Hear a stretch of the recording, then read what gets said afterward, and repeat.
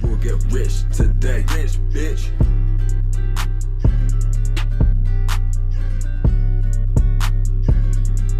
Gravy, gang! What is going on, gang? It's Alex, Pat, and Bobby Jokes back again for another episode of Pass the Gravy. Happy Gravy Day to you and yours. If you're not watching the video version, you're not getting to see Robert's cool little, it's his celebration. It's like, you know, the touchdown dance. Robert gets to do a touchdown dance once a week, and it's at the very beginning of the podcast, and you're missing out on a lot. If you're not watching the YouTube version, go to youtube.com/@PassGradePodcast. Just search Pass the Grade Podcast on YouTube. But also, if you're watching us on YouTube, make sure you go hit play on the podcast version. Give us some credit on both, you know?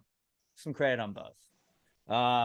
Yeah, happy Gravy Day, everybody. I don't know why this bugged me, but I was watching, I had TV on the background when I was prepping for the podcast, and there was a Lens Crafters, I think, commercial, and the lady's wearing clear glasses. Like, obviously the glasses are clear themselves, but like the rims of the glasses were clear. And I just think it's weird as fuck when people have like clear glasses rims. Is that not weird? It freaks me out. It is.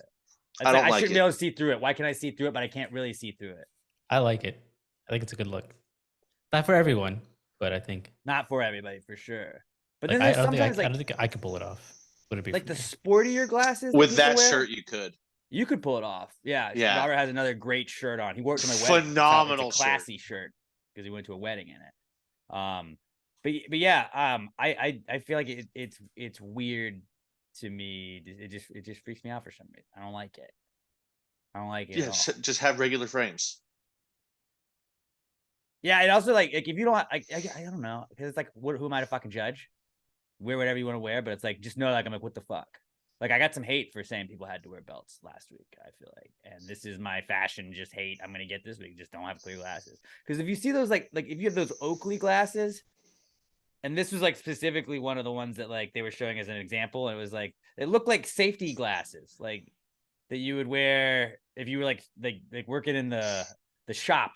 So you didn't get sawdust in your eye and shit. Like, it looks like that. And then when it's clear, it looks even more like it was just like, oh, you got these at Home Depot so you could go fucking weed eat.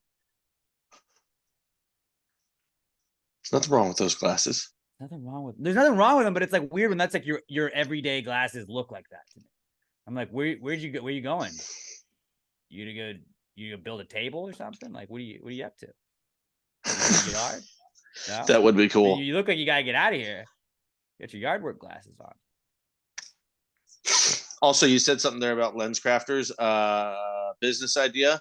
Let's start a company called Men's Crafters, and we make custom dildos. Like, we send you a mold, you send it back. Mm-hmm. Men's Crafters. I'm pretty sure that's probably like a thing already. Oh, it is, but oh no, you 100% can, but like they don't have a name as good as Men's Crafters. You don't have to be the first. You just like, I mean, wasn't Blockbuster the first one to actually start streaming? But Netflix made it better, or they started mail first. I don't know, something like that. Betamax was better than VHS, but VHS. So porn and VHS went out in the VHS Betamax wars. Yeah, sometimes it is just like that. I was thinking Men's Crafters would be better if it was just like also a glasses place that was just like men's glasses, because that's very big right now, where it's like, I don't know what it is. It's just like, FYI, I'm a man. I'm a dude wipes. I can't just use wet wipes. I ain't no pussy. I use dude wipes because I'm a man. Well, what's different than them? I don't know. They're cool tougher box. It says dude wipes. It says dude on it. Tougher material like to soap. Get like my grundle. Man soap. Real soap for men. What's different about it? Does it still clean? Yeah, but it's not stupid. Ain't none of those lady soaps like Dove. It smells like smoke. You actually smell dirtier when you get out of the shower than you did when you got in. Why would I want that? Because you're a man. Make sure the soap is not really soap at all. It's just a big clump of dirt that you rub all over yourself, and it spreads out all over your body as the water is falling on you. Because men should smell like men. Man stuff. Men's Not crafters. lavender tea tree. We just have bark from a tree that we grind up and send to you. It's just a tree. You can do with it what you want. Hold on, mate. I think we're pivoting the business now. Men's crafters, we just sell man products in general. No, because that's already a thing. That's what the whole point was. Like men's crafters is like. But we're going to going the way of just, consolidate like, all of these men's products into one area. no, because there's too much. Like the market's already flooded with it. There's probably like men's. I don't think glasses, so. But we got to be a place that is like our only thing is like fellas come in here. Like what's that haircut place? For it's like Sports Clips. I mean, it's kind of the exact same thing. I'm thinking of The boardroom. Boardroom. Yes, that's the one I was thinking of. But it's kind of the same concept where it's like, because there ain't no ladies in the kind boardroom. of girly, right, guys? Not here, not at Sports Clips, because we got TV on there. We got hot chicks cutting your hair, and we'll give you a massage and a towel at the end. You're like, fuck yeah, nothing girly about that, boys. Let's go to Sports Clips, or like, I've never been to the boardroom, but I've seen a bunch of the shit they have, and like, you can have a beer while you wait, which is cool. But like to me, it's like I would rather go in there and sit. Like I had a friend that had like an actual barber he went to, like he had to make all the appointments and shit with, and the guy had like a shop that you could only fit so many people in a day, and he was like, yeah, it's a bitch, but like he like lets you have a beer while you wait. I was like, I would rather not wait and not have the beer. Yeah, I mean, you just walk in nice anywhere. that they do that. We're like, hey, you want a water or anything? I was like, I don't want to be here that long. No, go to a barber shop that still has the barber like spinning red, white, and blue pole outside of it. Because that guy's always like, yeah, I've got two people in front of you. I'll be with you in like 14 minutes. Yeah. I'm still not an appointment guy. I'm bad at it. Yeah, no. I would never make an appointment. As you get older, I feel like you should get better about appointments.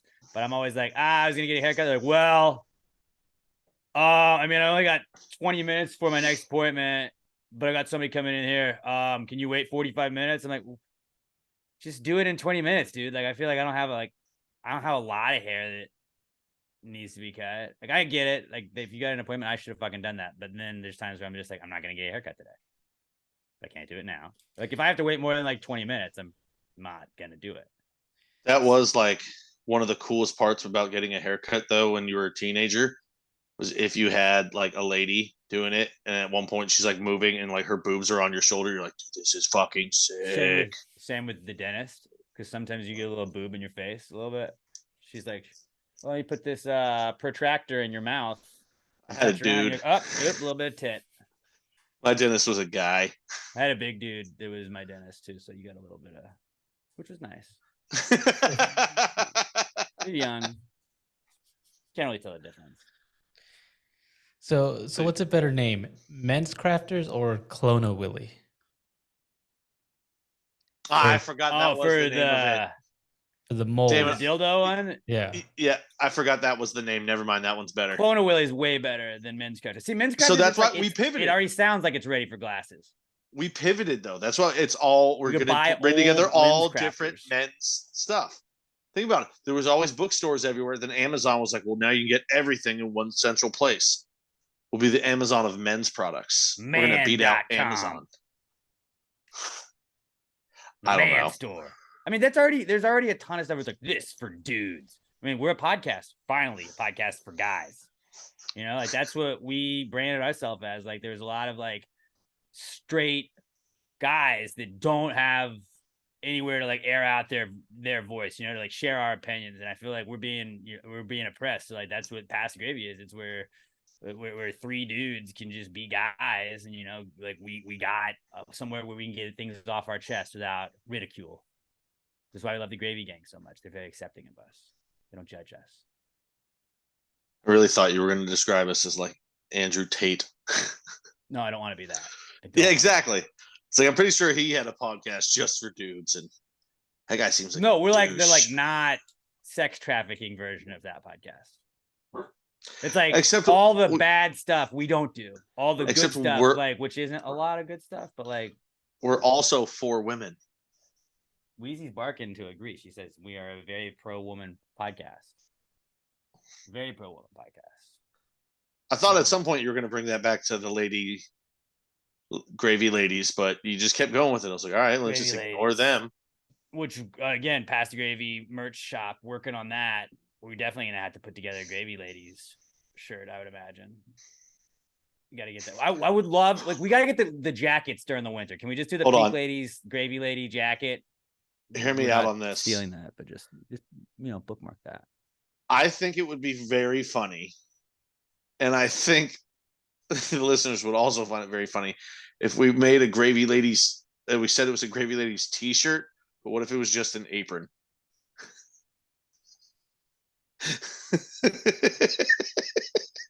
We could also sell an apron, so you can get like a double pack for your lady. Sorry, a little bit of sexism I had to throw in there. It was all, hey, we're all just joshing around, guys. We're just joshing around. I would actually love an apron, though. That'd be sick. On the morning show, like whenever there's like a conversation where it's like, all right, the dishes, blah blah blah blah blah. Who like what percentage of the chores do you do? Like, and I always make the bit of like, well, so I got a wife, am I right? And like, there's like every third or fourth time we do it, there's always like one person. It's like, I just can't believe how terrible it is that you guys like, I'm fucking kidding. I mean, I'm not gonna do the dishes for real. I'm not really gonna do the dishes, but like, it's a bit. Don't make her do it. I'm not doing the dishes as a bit. It's not because I don't love my wife. It's a bit. Not do the dishes. She still won't do the clothes. I could be bitching about that. I'm not. I just don't do laundry now. I think 3 weeks ago that was my not cool, and I've done one load of laundry in that 3 weeks. In like 2 months, he's gonna be like, "What? I just don't take off my socks anymore. My wife does it for me." Or okay, maybe I've done more because I do the thing where you throw like 4 pairs of boxers in, so it's like that'll get you through the week. I just go to the dryer every day. I don't put my own napkin in my lap. My wife does it for me. Babe, fill my plate. I like to do that. I like to do that at family gatherings. Be like, could you? I'll be sitting here. Could you go get that? I want to chop. They love that. You get a little smack on the ass as she's walking away. Girl. Turn to all your young cousins, and you're like, "That's how you do it, man." Emma's not here right now. I'm sure we've gotten a couple of dirty looks, deservedly so. I was kind of expecting to see something just fly into frame and hit you in the head. She would never. What did you guys bring in for the Precome segment this week? I feel like we're well into it. My sister went to the store the other day and brought something back into my life that I have not had in years. And you guys know, because you saw me eating it when we hopped on today, those little, I call them double popsicles. I don't really know the name of it, but it's a popsicle where it's got 2 sticks in it because it's supposed to be meant to be broken into 2 for 2 children. Mm-hmm. I don't do that. It's I just eat. Children. That was not meant for 2 children. It was just like a snack and a double snack. Yeah, I think it was meant for that one, but nobody actually treated it that way. When you bought it at the ice cream truck, you got it in the package that comes with 2. That's true. I'm talking about, like, I never think about those because we always got the ones like the big pack from the grocery store. Oh, okay, yeah. So you would just pull them out of the individual. So you just pull them out. They've got, I think it's only like 3 different kinds. They've got green, red, and I think banana. And banana's the best. Yellow. Yeah, yellow. I like that 2 of the flavors are green and red, and then the next one was banana. But yeah. I also say colors or flavors. There's nothing wrong with that. Well, because you look at a yellow popsicle and immediately your brain goes banana. I also say candles are flavored. Like that's the cotton flavored candle, the coffee flavored one. But those are back in my life now, and I feel happier. Like I crushed a banana one. Probably gonna crush a red one later. Maybe even a green if I'm feeling frisky. I'm on a fucking popsicle only diet right now, and it is the happiest I've been in years. Probably also going to die next week, but that's okay. Fun little observation I made about ice cream last night. My wife she buys the like packs of those like little, like they're like Bluebell cups basically, but they're ATB brand, and the ATB brand is called Creamy Creations. And I told her last night, I was like, you could also call babies Creamy Creations. That was a fun observation related to ice cream. Just thought I'd throw it in there. It's like you were there with me. Creamy Creations. Just call your kids. Hey, me and the Creamy Creations. And it's just picture you and your kids. I feel like you don't say that until they're old enough to understand what that means. And you only say it when they're being a dick. Like your kid's like, you don't ever let me do anything fun. You're an asshole. And you're like, okay, yeah, well, guess what? You're my creamy creation. Get in your fucking room. See, it doesn't seem like something you should be able to say like when you're mad. It seems like something you'd be like, oh, you little creamy creation, you. Look Oh at no, you use it to break them psychologically. That's what you got to do. You got to assert your dominance over the children. They're your children, not your friends. Also, fun fact, I was listening to Bill Burr this week, big friend of the show, and he said that his kid's picking up on his cussing, so he's having to like say other words instead. And my favorite thing that I've ever heard as a substitute, because mine was always, I like to be like, well, rattlesnakes. Like that could kind of play in anything when you're mad. Rattlesnakes is what I would use if I was a father. But Bill Burr said he started saying Travis Tritt. He's like, well, Travis Tritt. He's like, it's the coolest country name ever, and it's just like you say it in a southern accent, it just makes it sound so much cooler, and it gets out that anger. Like, motherfucker, well, Travis Tritt. Travis damn Tritt. It's like, you're not cussing, you're not saying fuck, you're not saying shit, you're just saying Travis Tritt. I'm trying to think of I think Bo Cephas would be better if they're gonna go with country music names. But Travis Tritt just like it rolls off the tongue. It's so easy to Travis Tritt. Yeah, but it's that hard T. Bo Cephas. It's much easier. Travis Tritt, just like it seems like he could be, but like you could meet anybody named Travis Tritt, and like you should be a country singer. Well, I mean, I agree with that, but parents start saying like when you're saying curse words, just be like pass the gravy, and your kids will be like, oh, okay, that's what they use when they're mad. Or just say gravy. Say gravy. Good gravy. Good gravy. Well, good gravy. There you go. I like that. I like that a lot. Teamwork. Bobby, would you bring in today? Do I look Asian to you guys? A little bit.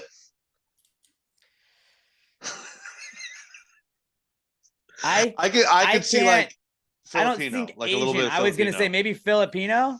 That is Asian. That is Southeast Asia. Right. Mm-hmm. No, so I would imagine that's like, I don't think they're like, are you Japanese? I think you look more Filipino, if anything. But like, I know you're Hispanic already, so like, I feel like I can't see you as not Hispanic. Not that I see you as Hispanic, anyways. I don't see race, anyways. But like, you couldn't convince me that you were Asian. Okay. You could definitely convince me if I didn't know him. But like now that I know you, like no. But like I could see somebody being like, "What are you?" I could even see you possibly being a little bit Indian or Greek. Or Greek. I mean, let's be honest. If you were an actor, you would have a lot of roles you could go after. Yeah. I can't say I'm familiar with like what a stereotypical Greek person looks like, so I'm not hairy, sure about that one. Olive skin, olive skin. Yeah. Okay. I would say your problem is for Greek. I feel like your hair needs to be a little bit curlier. Like it's not curly, but like a bit more movement up there. Shorter, and you wouldn't know. That's true. Play a Greek warrior if you Robert shave your Papanikolaou. Yeah. Robert Demetria. What made you? Yeah. What made you ask us this? I'm assuming someone asked you if you were Asian. Well, Sam has said several times over the years that I look a little bit Asian, that I could have some Asian in me. I never saw it myself, but Pat says Filipino. We're gonna have to promote this podcast. Or Is Indian. Robert Asian? Question mark. Or Indian. I do think like maybe I have some like Native American in me. That's not what I was saying, but okay. Well, that's what I think. That's what I think. But yeah. I'm just getting at this that I did one of those DNA ancestry things. I haven't got the results yet. Dude, now they're cloning you. There's 12 of you walking around. There's probably a Filipino version of you. There might they be. Can do that. There might be, but it's a risk I was willing to take. And results are expected like mid-August. Come on, guys. You send it, you run through a thing, you send it back. How hard is it? Yeah, I wasn't expecting that long turnaround either. And they're expensive, aren't they? Oh, I got it during Prime, so it was a little cheaper, but yeah. But it's probably not cheap. Yeah. I'm gonna laugh when it comes back. Robert's like quarter Filipino and quarter Indian. Or I hope it comes back like Wheezy's did, where it just said super mutt. And like, that's not a breed of dog. That is not a breed of dog. You have to give me an answer. It's actually one of them has to have the highest percentage. Super mutt is not. It combined so many different dogs that it just made a super good girl. Do you think there's like a super mutt human? Like where the DNA test is, but I don't know.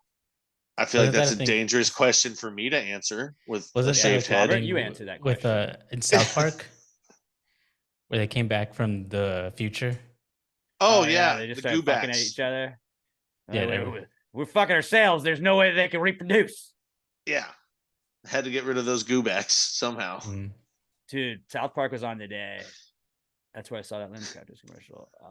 But like, I feel like Comedy Central runs South Park because they don't not air certain episodes. And like, I will, even if I don't really care that South Park is on, I will just keep it on to be like, oh, it's that episode. They say, are they gonna? And they let him say all the stuff. It was Mr. Garrison when he transitioned, and it was just like, oh man, that would not fly today. But like Comedy Central's like, this is old. There are still some. It's South Park. There's a couple that and like, I'm never upset. I'm never offended, but it's definitely there's like, oh, like I will look up just because you're not used to hearing that shit on TV, and you're like, oh. Okay, I guess they can. Yeah, this was old. This wasn't new. Well, I saw an interview with Matt Stone a couple of years ago where he was someone was asking like, how did you guys just get away with it? It's like, well, it's kind of just like now anybody that complains, everyone else is like, shut up, man, it's South Park. Like they just are their own thing. So it's like they get to do whatever the fuck they want because anybody that's going to get offended at it, everybody else will be like, dude, shut up, it's South Park. That's what they do. All they do is shit on everyone all the time. You can't even be mad at it because they're equal opportunity. Yeah. It's like Vice, though. I felt like Vice's Facebook page was like that, where like people would just go to the comments, and it's like, if you're really mad about what Vice posted, then don't comment on it. You're just mad. Like they got you again with a 4-year-old article that made you mad. So now you're in the comments, not reading the article, but just going off on people. Have fun for the rest of the day, Uncle Steve. That's the internet, baby. Yeah, it is. That is the internet. And it's great and terrible at the same time. Is that that's all you had for Precome, Robert? Yeah, I was trying to get a gauge of what you guys thought first before I get the results. I feel like you're gonna get Hispanic. Like I don't know where in the Hispaniola region, but I would say that's a safe bet. Since you know your family. Kind of, your immediate family. Pretty good chance, I would say, you're majority Hispanic. Maybe a little bit Native American, maybe. Somehow also white. Just white. For the picture idea for the week, can we just put Robert in the middle of the who's that Pokemon thing?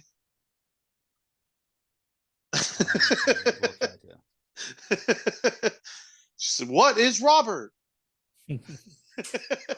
Find out next week. Somebody make us that, and we'll post it to the socials. That is funny. If you know what we're talking about. Okay, so I feel like all weekend long and all throughout the week I've just been adding shit to our little prep stuff for the Precome segment. So I'm just gonna kind of try and run through the list that I had. I already did glasses, I already did creamy creations. Do you guys think you could live off of watermelon alone? I was eating like shit, had off last week, just was eating like shit. So I was like, I'm gonna reset and not have any snacks or anything. So I just bought fruit. I bought kiwi, which I did send you guys the other day. Pat was talking about how you can just eat kiwi by holding it.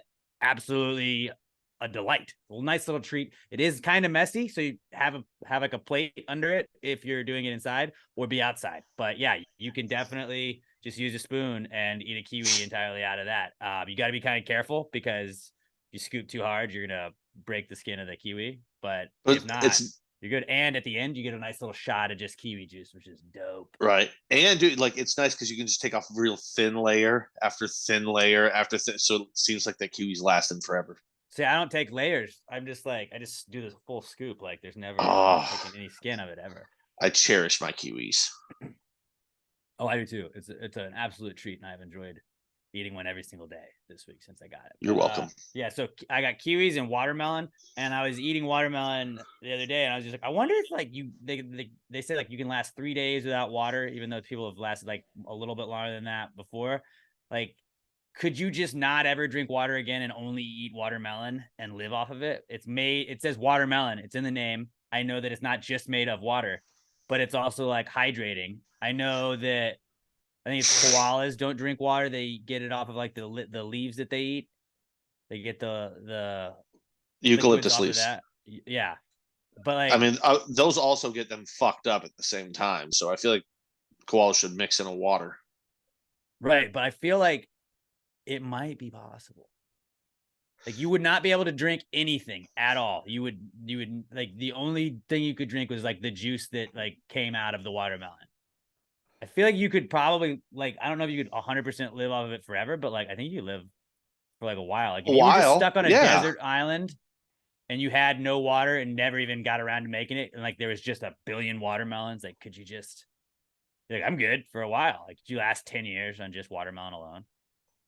I don't know about 10. I don't know if the natural sugars of the watermelon are high enough to give you diabetes by themselves. If it's just all that sugar all the time without having regular water to mix in to like even it out.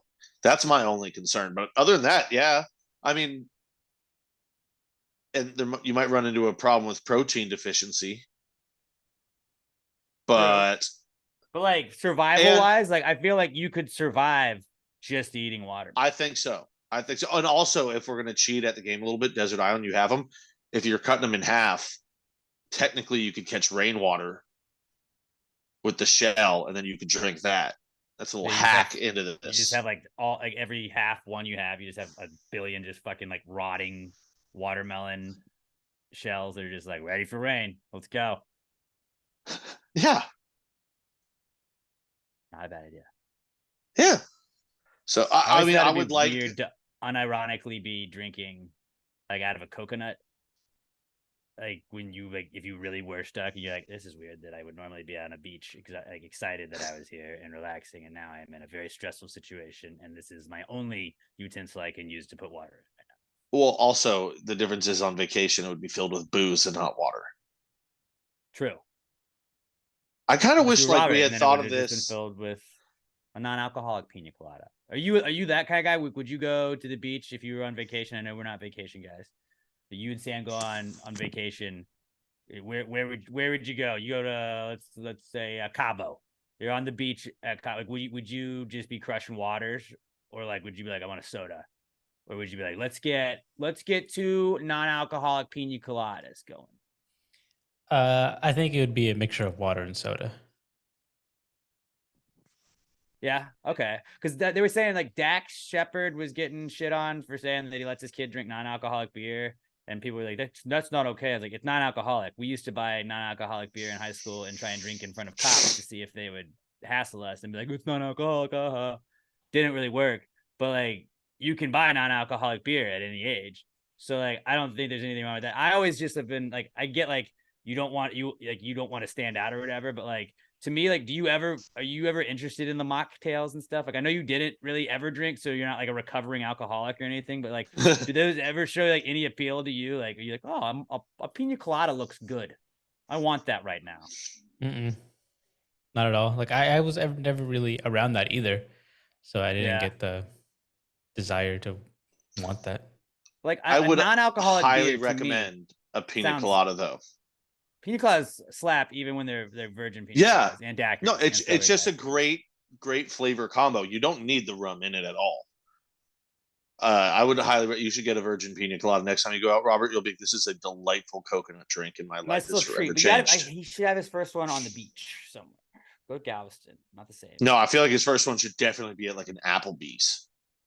Chili's. Sorry, Chili's. Bleep that out. Fuck Applebee's. Yeah, fuck them. Fuck Applebee's. Fuck it. No, because I always have just like I get like if you don't drink, you want to have like a non-alcoholic beer, so it looks like I'm fitting in. I've even seen like pregnant girls like, oh, it doesn't look weird. It's like it does kind of look odd that you have a beer and you're pregnant. But it's not bad if it's not got alcohol in it or just that little amount. But I was like, I don't understand the appeal of non-alcoholic beer to me, because like beer doesn't taste great unless it's a Southern Star. But like non-alcoholic beer, it's like, what's the point, guys? My mom keeps them in her fridge, and I give her shit every time I go up there. I'm like, Mom, you're Irish. This is disrespectful to the entire lineage of your family before you. Stop it. And she keeps fucking buying them. I was halfway through one the other day because I thought it was seltzer water. See, yeah, I've heard of a girl. She was like, my brother comes over and he gets just wasted at my house. So I bought a 6-pack of the like Heineken non-alcoholic beer. And she was like, I just will be like, does anybody want another drink? And I'll just pour it to him in pint glasses, and I bring him the non-alcoholic beer because he gets rowdy. And she's like, so after a couple, then I just start mixing in the non-alcoholic ones, kind of balance it out, and it kind of lets him last a little bit longer. Which I was like, that's actually really smart if you're just dealing with someone else that doesn't know that it's non-alcoholic. But still, I just don't get the point of it. But yeah, Robert not into the non-alcoholic beer. But when you go to Southern Star, you get the awesome hoppy elixir that they have. There's no alcohol, and it's not even trying to claim to be alcohol either. It's not non-alcoholic anything. It's hoppy water, and it's awesome. Robert loves that, which you can get at grocery stores. You can get the hoppy elixir from Southern Star Brewing Company. Okay, what else did I have? Narcissists. Really saw a thing on narcissism. Not a thing, but like every chick on TikTok calls like their ex or any dude that like wronged them a narcissist. Like, what it's like living with a narcissist. My ex-husband was mean to me, and he would say these things, and he would do this stuff, and he would gaslight, and he would do that. And it's like, I'm not saying that narcissists are not real, and I'm not saying that they don't exist. I myself am a narcissist, but like, there's thousands of TikToks and like posts about like the top 5, top 10 not narcissistic tendencies, and like, it's one of those things where like horoscopes, like if you just keep listing something, you're going to get to one and be like, I may start a new path. I'm applying for a job. Maybe that's what that's talking about. And it's like, well, you can kind of just convince yourself that that's what that is. Like every list I see, like there's so many that there's not like the 5 key factors in a narcissist. Like I Googled like traits of a narcissist. And when you say like traits of a narcissist, is the first thing that pops up on Google, is like a suggested, like, let's finish this. And like, there's lists of like 17 traits of a narcissist, the 13 traits in a narcissist, the 9 traits in a narcissist, the 7 biggest traits in a narcissist. And it's like, there's not like a set list. It's one of those things where you can just keep adding to it to where you can convince anybody that your ex was a narcissist because one of these boxes was checked. I bet you like, what 10% of the guys being accused in those TikToks actually are, and most of the girls in those think the guy's a narcissist because it was just like, well, he didn't give me all of the attention all the time. Well, I'm not saying there's definitely some assholes. You should still have your own fucking life. But I think you can be narcissistic at times without being a narcissist. Oh yeah, and it's the current buzzword. Like, what was it? 2 years ago? That's really what it is. Gaslight. Now it's narcissist. Well, but narcissistic tendencies, one of the first ones is they gaslight you all the time, which is like, so you're just basically, this is just gaslighting. So you're just adding one new thing, but just let's stop doing that. Let's stop doing that. Let's stop making ADD like just acting like it's the biggest fucking hindrance in your entire life. Oh my God, it's like so fucking not. Time blindness. Time blindness is like a real thing. I learned no, about it's that not. This week. No, it's people are like, fucking not. No, but I have ADD.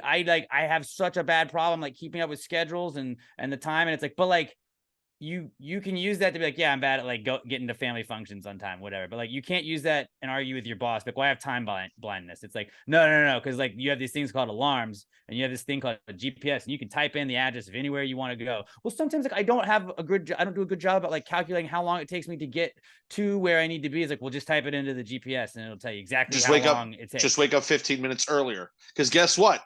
It's not going to kill you if you're early. But it's not because you have ADD that you're bad at getting places on time. It's just because you're using that as an excuse. There's so much stuff that's just like, okay, I didn't do this. Well, let me find an excuse I can use. It drives me nuts with ADD. Pat being like, sorry, I shaved my head. Why did that make you late? How come that made you not get this order out? Well, sorry, I just shaved my head. You know how that is. No, I don't. Yeah, I had to shave my head. Well, you don't understand. How can you be not understand? I don't fucking care. I have ADD. I've had ADD since I was like 5 years old. I like legitimately have been on Ritalin or Adderall or some sort of something to treat ADD since ADHD since I was like 5 years old.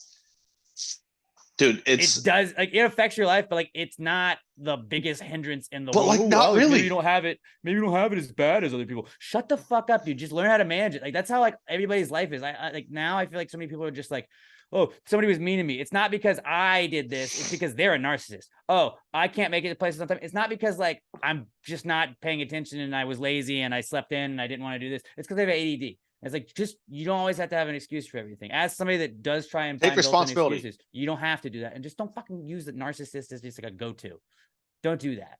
It's the ADD one. It drives me nuts because now people will talk about it and be like, it's a debilitating disease. You know how? I'm assuming this is exactly how it went for you because it's how it went for me. I found out that I went and got tested, whatever, ADD and ADHD. They're like, okay, well, take this.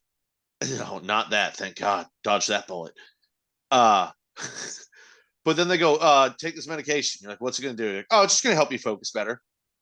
Guess what did it? Just helped me focus better. Yeah. It wasn't my life. It wasn't. That's why Adderall is sick. And when I didn't take it, it wasn't a debilitating fucking crisis on my life. It's just like, oh no, I do notice that I'm able to pay better attention when I'm using the medication. Like when I would and then sometimes, and then when I don't, I can like, still pay attention. I just get distracted easier without it. Doesn't mean I still can't pay good enough attention. I very much so rely on it. Where like when I don't take it, it's extremely noticeable. But like when I don't, like I didn't take it all last week. If you just couldn't get it anymore, you would adjust after like a week. It would suck, but like yeah, I'd get. You would adjust. You deal. Like if anyone in my life ever was like, yeah, I have a disability, I have ADD, I wouldn't punch him, but I'd smack him across the face. People are always like, how do you stay thin, Alex? It's not Ozempic. It's not any of these hip drugs the kids are using these days. Adderall, baby. Since I was 5 years old, and it's suppressed my appetite nonstop. It's so like that's the most noticeable thing. Last week, not taking it every day was like I think I took it Wednesday. That was the only day I took Adderall when I did the podcast, and maybe I was just like I couldn't stop munching. I felt like I was just stoned the whole week, and I wasn't stoned the entirety of the week. I was just like, I want some chips. I don't want this. Maybe I'll go back and get some more chips. Oh, there's candy here. I'm gonna eat that. I was like, what are you doing? All you've done is just grazed the entire fucking day, and you had lunch and then kept grazing. Like it's just like when my body doesn't have, it's like, oh, we should eat that. Let's eat a lot. You want to eat? You want to eat? You want to eat? Yeah. And when I do have Adderall, I'm like, we don't need to eat today. We're good. I do know. Really, maybe I should start taking it again. It's called intermittent fasting these days, I believe. Though is what you can call it. If I'm at work and it's slow, that's the ultimately like that's the worst place in the world you can be, and be hungry, like and be bored. Also, is working in a restaurant. Oh, look at all this food that I'm allowed to just walk by and take as I want. Yeah, we used to. If it's slow, we're bored. I'm eating 3 slices of bacon, no problem. Yeah, the deli at our old place used to be in the basement, so you had to go all the way down there. And now it's on the same floor that the radio station is. And so, like, when you go to the restroom, you can see in the deli, and like you can see their specials, and you're like, "Oh, fucking Reuben sandwich is a special today. I kind of want Reuben sandwich." But you just gotta say no. Don't do that. Dude, mine will be like, I'll walk through and be like, "Oh, here's a cucumber with some hot sauce on it." Like, "Oh, a piece of cauliflower that I dunked in house dressing," and then. Oh, a piece of bacon. Oh, a biscuit that I dipped into fucking gumbo. It's just like I have all these combos. This fucking fly in this room right now is driving me absolutely insane. I'm gonna lose my shit by the end of this episode. Power ranked. Top 5. But I feel like that episode of Breaking Bad, The Fly. But yeah, dangerous place to be bored is at my job. Meatballs. Just covered in mozzarella. Red pepper flakes. I hope people are like really hungry on their way to work right now and they're hearing that and they're like, you son of a bitch. How many times do y'all like fuck shit up and then you're like, well, I guess we might as well eat it, and it's like a whole thing. Like if you're like, oh, we left that chicken on too long, let's split it now. No, I mean if you leave the chicken on too long, It's going to be dry and tough. Nobody's going to want to eat that. That's how chicken works, Alex. But I mean, like, if it's free chicken, I don't care if it's a little tough. I don't give a shit. I mean, yeah, a lot. Like it's something. But it's like something you might not want to serve to like a customer, but you're like, fuck it, like, we're not gonna like, I'm not gonna throw out this. Tell them to make 2 orders of chili shrimp, and they make 3. You're like, you'll wait a minute, hope one comes in. It doesn't, and you either just tell the kitchen to eat it, or they're like, give it to the servers, let them eat it. It happens all the time. That's awesome. That's just the way it goes. So like, oh fuck, they messed up and made an extra wedge salad. Dope. Now the girls can all pick on that in the back, and I don't have to have them ask me every 30 minutes, can I order food? No. We're in the middle of our shift right now. Not at this moment. Wake up 15 minutes earlier and go to fucking McDonald's. There you go. Except I usually just say, yeah, I don't give a fuck. Order your food. Just pay attention to your tables. I think we got that from Could You Survive Off of Watermelon? We're 40 minutes into the pre-com segment. Let me Killing it. What else did I have? Last thing I'll go into. Or narcissist. We were talking narcissist. We already did the narcissist bit. Last thing I had a business idea. I think this might be the one. Rice Quakes. You've got me locked in. Right? Now. Rice Quakes. Great name. Rice Quakes are. You had my attention. Now you have my curiosity. I think I got that. I think I got that backwards. Shit. Either way, explain. You had my curiosity. Now you've got my attention. Okay. So my business idea, it's called Rice Cakes. It's called Rice Quakes. That's my business idea. And Rice Quakes are just crunchier rice cakes. Hold on. So you got on me earlier for trying to do manscaping ideas, and you're like, that business already exists. And now your whole business model is, hey, let's make the thing that already exists, just overcook it so it's crispy. Just crunchier. I don't know how we make it crunchier. We just make it crunchier, and then you get the quake with every bite. Twice earlier, I came up with ideas, and you said, no, that already exists. And then you're going to hit me with a product that already exists? Did you not see this interaction coming? Pat, it's got a cool name, though. Rice Quakes. So did Men's Crafters for dildos. I forgot that Clone The other one was way better than 2. The other one was way better than that. I think. And here's the thing. If you're going to call it Rice Quakes, then it has to not just be crunchy, but audibly crunchy. That's the commercial. Like, the commercial writes itself. Like, oh no, it's a rice quake. Bite into each one and have a quake. And you're just like, what? And it's like kids like, oh no, give me another one. They're so good. And they're like, kind of healthy, right? I think rice cakes are healthy. I would imagine they're not unhealthy. I mean, yeah, I guess it's just like rice and air mostly, so it can't be that bad. I don't know, dude. Yeah, it's gonna be annoying when it's loud. I'm in on this one. Fuck it. It's not a rice cake. It's a rice quake. I feel like this is just we're making off-brand rice cakes. That's absolutely what we're doing. But like nobody has we'll make the exact same thing. Rice Cakes isn't owned by anybody. Yeah, I mean that's probably the generic term. Yeah, they're cakes made of rice. Like fucking the oatmeal guy doesn't own the rights to rice cakes. And then we'll make Rice Quakes treats cereal, and we'll just And then, bro, do you actually verbal trademark on rice Quakes? Quaker would be so fucking pissed. Quaker would be so fucking pissed because we kind of used their name, but we didn't use their name. I just want Rice Krispie Treat cereal now. Okay, hear me out. Marshmallow Rice Quakes. Crispy cakes. Those are the Rice Quakes. Because they got the extra snap, the extra crackle, the extra pop. Rice Quakes. Marshmallow Rice Quakes, but it's just Rice Krispie. Like Rice Krispie Quakes is like who we would do a deal with after we got hot, like after we were already in the street. Like, you thought you loved Rice Quakes, the original Now we've partnered with them, and we're gonna do Rice Krispie Quakes. It's like a Rice Krispie treat, but it quakes, and it's got the snap, crackle, and pop. Like, whoa! I feel like the branding is there. That the way you pitched that just sounded like I was listening to that right before Rugrats came back from commercial. Oh, it's gonna that was the kids. That was a 90s Nickelodeon commercial if I've ever heard one. And it made me happy.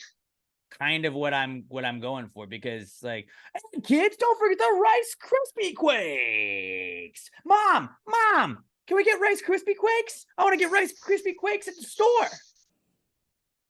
And then you bite into them and be like, it's going to make an earthquake. And then we would start that whole like myth as a kid. Like, if I bite into it, does it really make an earthquake? And it'll be as stupid as like the step on the crack, break your mama's back kind of thing, where I'm pretty sure I'm not going to break my mom's back, but I kind of want to bite it. I don't think there's going to be an earthquake, but let me see. The brain neutrons are firing right now. We make a chocolate one. All right. The Harlem Quake. And then we have everyone doing the Harlem Shake in the commercial for it. Can it get us in trouble? Oh, yeah. I had Harlem Shake, Harlem Quake in my head, but then as I heard, that's not. Never mind. Scratch that. Did you want to release it in February too? Did you want to just put it out in February? Okay. Now I'm back in, because that would just be funny. No, we would get canceled so fast. Rice Krispie Harlem Quakes for February only. And then we just have rainbow Rice Quakes. See, for Pride Month. Breast cancer awareness Rice Quakes. They're just pink. Oh yeah, I mean that you can just do though. That's the strawberry. Do what the NFL one. did, where we say it's for awareness and we just keep all the money. We have green. We made them pink. We didn't really give out any of that money. We just kept it. We have green ones in March for St. Patty's Day that just taste like Jameson. No, what's that? Military Appreciation Month Quakes. What's it going to taste like? An MRE? It's just a regular rice quake still. But it comes like an MRE packaging thing. It's just got got brown like packaging around it. It's camo. No, but then the thing is camo. It's got nuts in it to make it crunchier. So the nuts kind of like blend in with the green. We find out how to make it green, and then it's just like green and brown, so it's the green camo. When's Chinese New Year? February. Does that make? And we just serve it with sweet and sour sauce. Okay, now see again.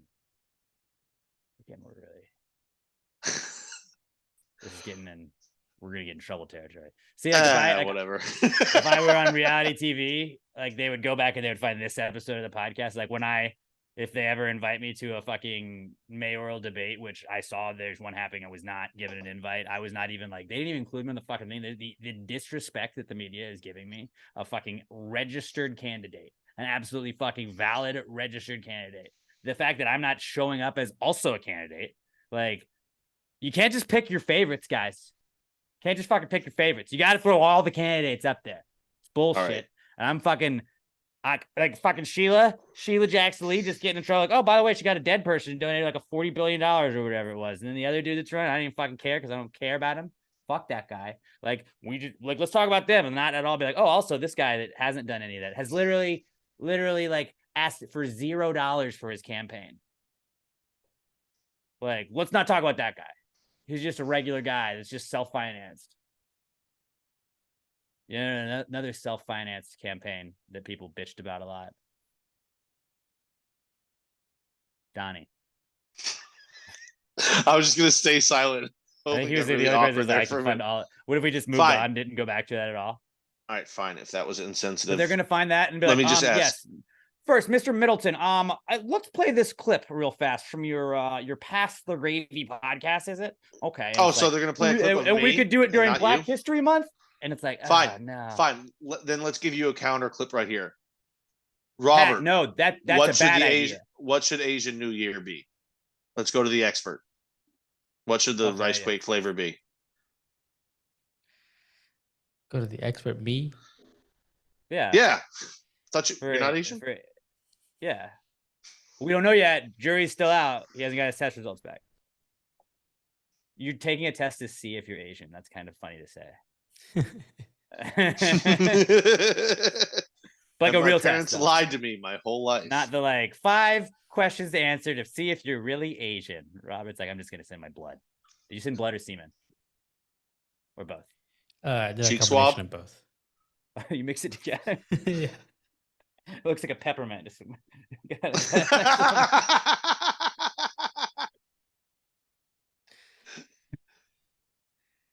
Oh my god!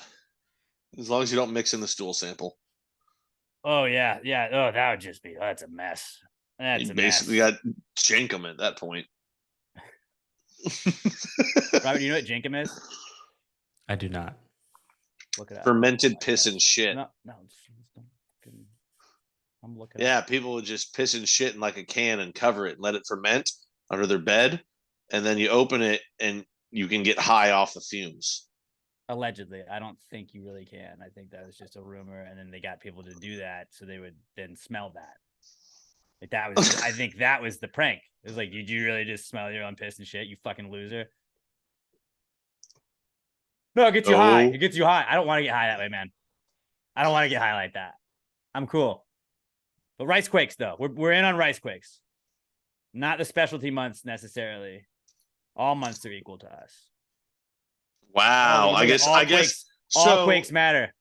I was gonna say, I guess you would say all months matter, huh? Who's All problematic months now? matter. Yeah. I mean, I just like we didn't want to stir up controversy, but just like I think rice quakes is a win. Have a quake-tastic day. You say that, Terry? That'd be fucking sick. Okay, rice quake. Sorry, that's an hour-long Precome segment. So this is gonna be a 4.5-hour-long podcast. Brought to you by our good friends at Southern Star Brewing Company. Pat, will you tell everybody about Southern Star quickly? Beep, beep, beep. Yeah, actually, I'm kind of disappointed in myself right now. Normally, I've got a bunch of cans in here from ones that I've drank, but since I'm moving, I've had to, get rid of all of them. So now I'm just down to the ones I'm currently drinking. I'm on the fuzz pedal right now. If you can still find them around, guys, one of the best IPAs they've ever made. Cool can. Looks all groovy with mushrooms. You know what I'm saying? But hey, even if IPAs aren't your thing, plenty of variety in Southern Star. You got the Bombshell Blonde, the personal favorite of the podcast. I guess the unofficial official beer of the podcast is the Strawberry Blonde. Would have to be what it is. I don't know if it's or if they still have them around. I ran across a couple of the pills recently. Always great. It's 115 degrees every day, so you might as well be drinking mimosas because it's so damn hot. Instead of that, have the Southern Brunch. Now I'm really mad because I haven't had a Southern Brunch in like a month and a half. And now I need to find it because I'm going to be moving all weekend. So I need to get a bunch of beer to drink during moving because that's just what you do. I got to go load up on every Southern Star I can find. Can we get a quick moving update? Brent, are the movers after the ad? Okay. The ad first. Yeah. Sorry, we'll do that after. Yeah. Or you know what? The best way to do it, really get up to the brewery. Go see what they have on tap. There's always taproom specials, something that you're not going to be able to find in cans. They're going to find a beer for you that you love. And hey, as Alex brought up earlier, if you can't drink, if you're the DD, have yourself a hoppy elixir, the best seltzer water ever created in the history of mankind. No matter what you want, they'll find you a beer or a non-alcoholic option. There you go. And also, while you're there, guys, take the tour. Take the tour. It's awesome, especially 3525 North Fraser Street up in Conroe. They got a flag there telling you part of the Gravy Gang. They'll hook you up. They'll welcome you with open arms. Probably give you a big hug. Look for Ben. If Ben's giving tours that day, bald guy like me, has a shirt with lots of patches on it, usually drinking beer out of a cup you would not normally drink beer out of. That's what he does. He's a character. It's like 40 that he refilled with beer, I think. Yes. That's usually what it is. He's got the refilled beers, I should say. Yeah. Yeah. But Southern Star Brewing Company, best beer on the planet. If you're drinking a Southern Star, tag them. Tag us. Send us a picture of you drinking a Southern Star. We'll retweet you, give you a follow. At Southern Star BC and at Southern Star Brewing Co. on Twitter and Instagram. We are at Pat's Gravy Pod. So tag all of us. Let Southern Star know you're supporting the people supporting the podcast. Southern Star Brewing Company, the best beer in the entire world, and the official beer sponsor of the Comeback Kid segment. It's the comeback kid. The comeback kid of the week. The comeback kid of the week. Bitch. All right. Following up on what Robert was talking about earlier, our first comeback kid is moving. Pat, you're moving this week. Yeah, but not using movers. Yeah. God damn it, dude. What did we say? I'm cheap. And I didn't really even want to look into doing anything. And it's actually not that bad. All that's happened is I'm stealing my work van for a couple of days. And it's one of the, like, not the very biggest size of those Ford Transit vans, but it's a big size one. So I'm just going to go room by room. You let your siblings convince you. No, my sister would have been down for it too. My brother doesn't want to. It wasn't even that. It kept getting closer and I never did anything about it. That's really what if the movers work for the government? I don't want to see in my house. Why would I spend money for something that I myself can physically accomplish? Well, Andrew, because they'll do it in 1/8 of the time. He would have loved it. You could pay him in cash. It's his only option.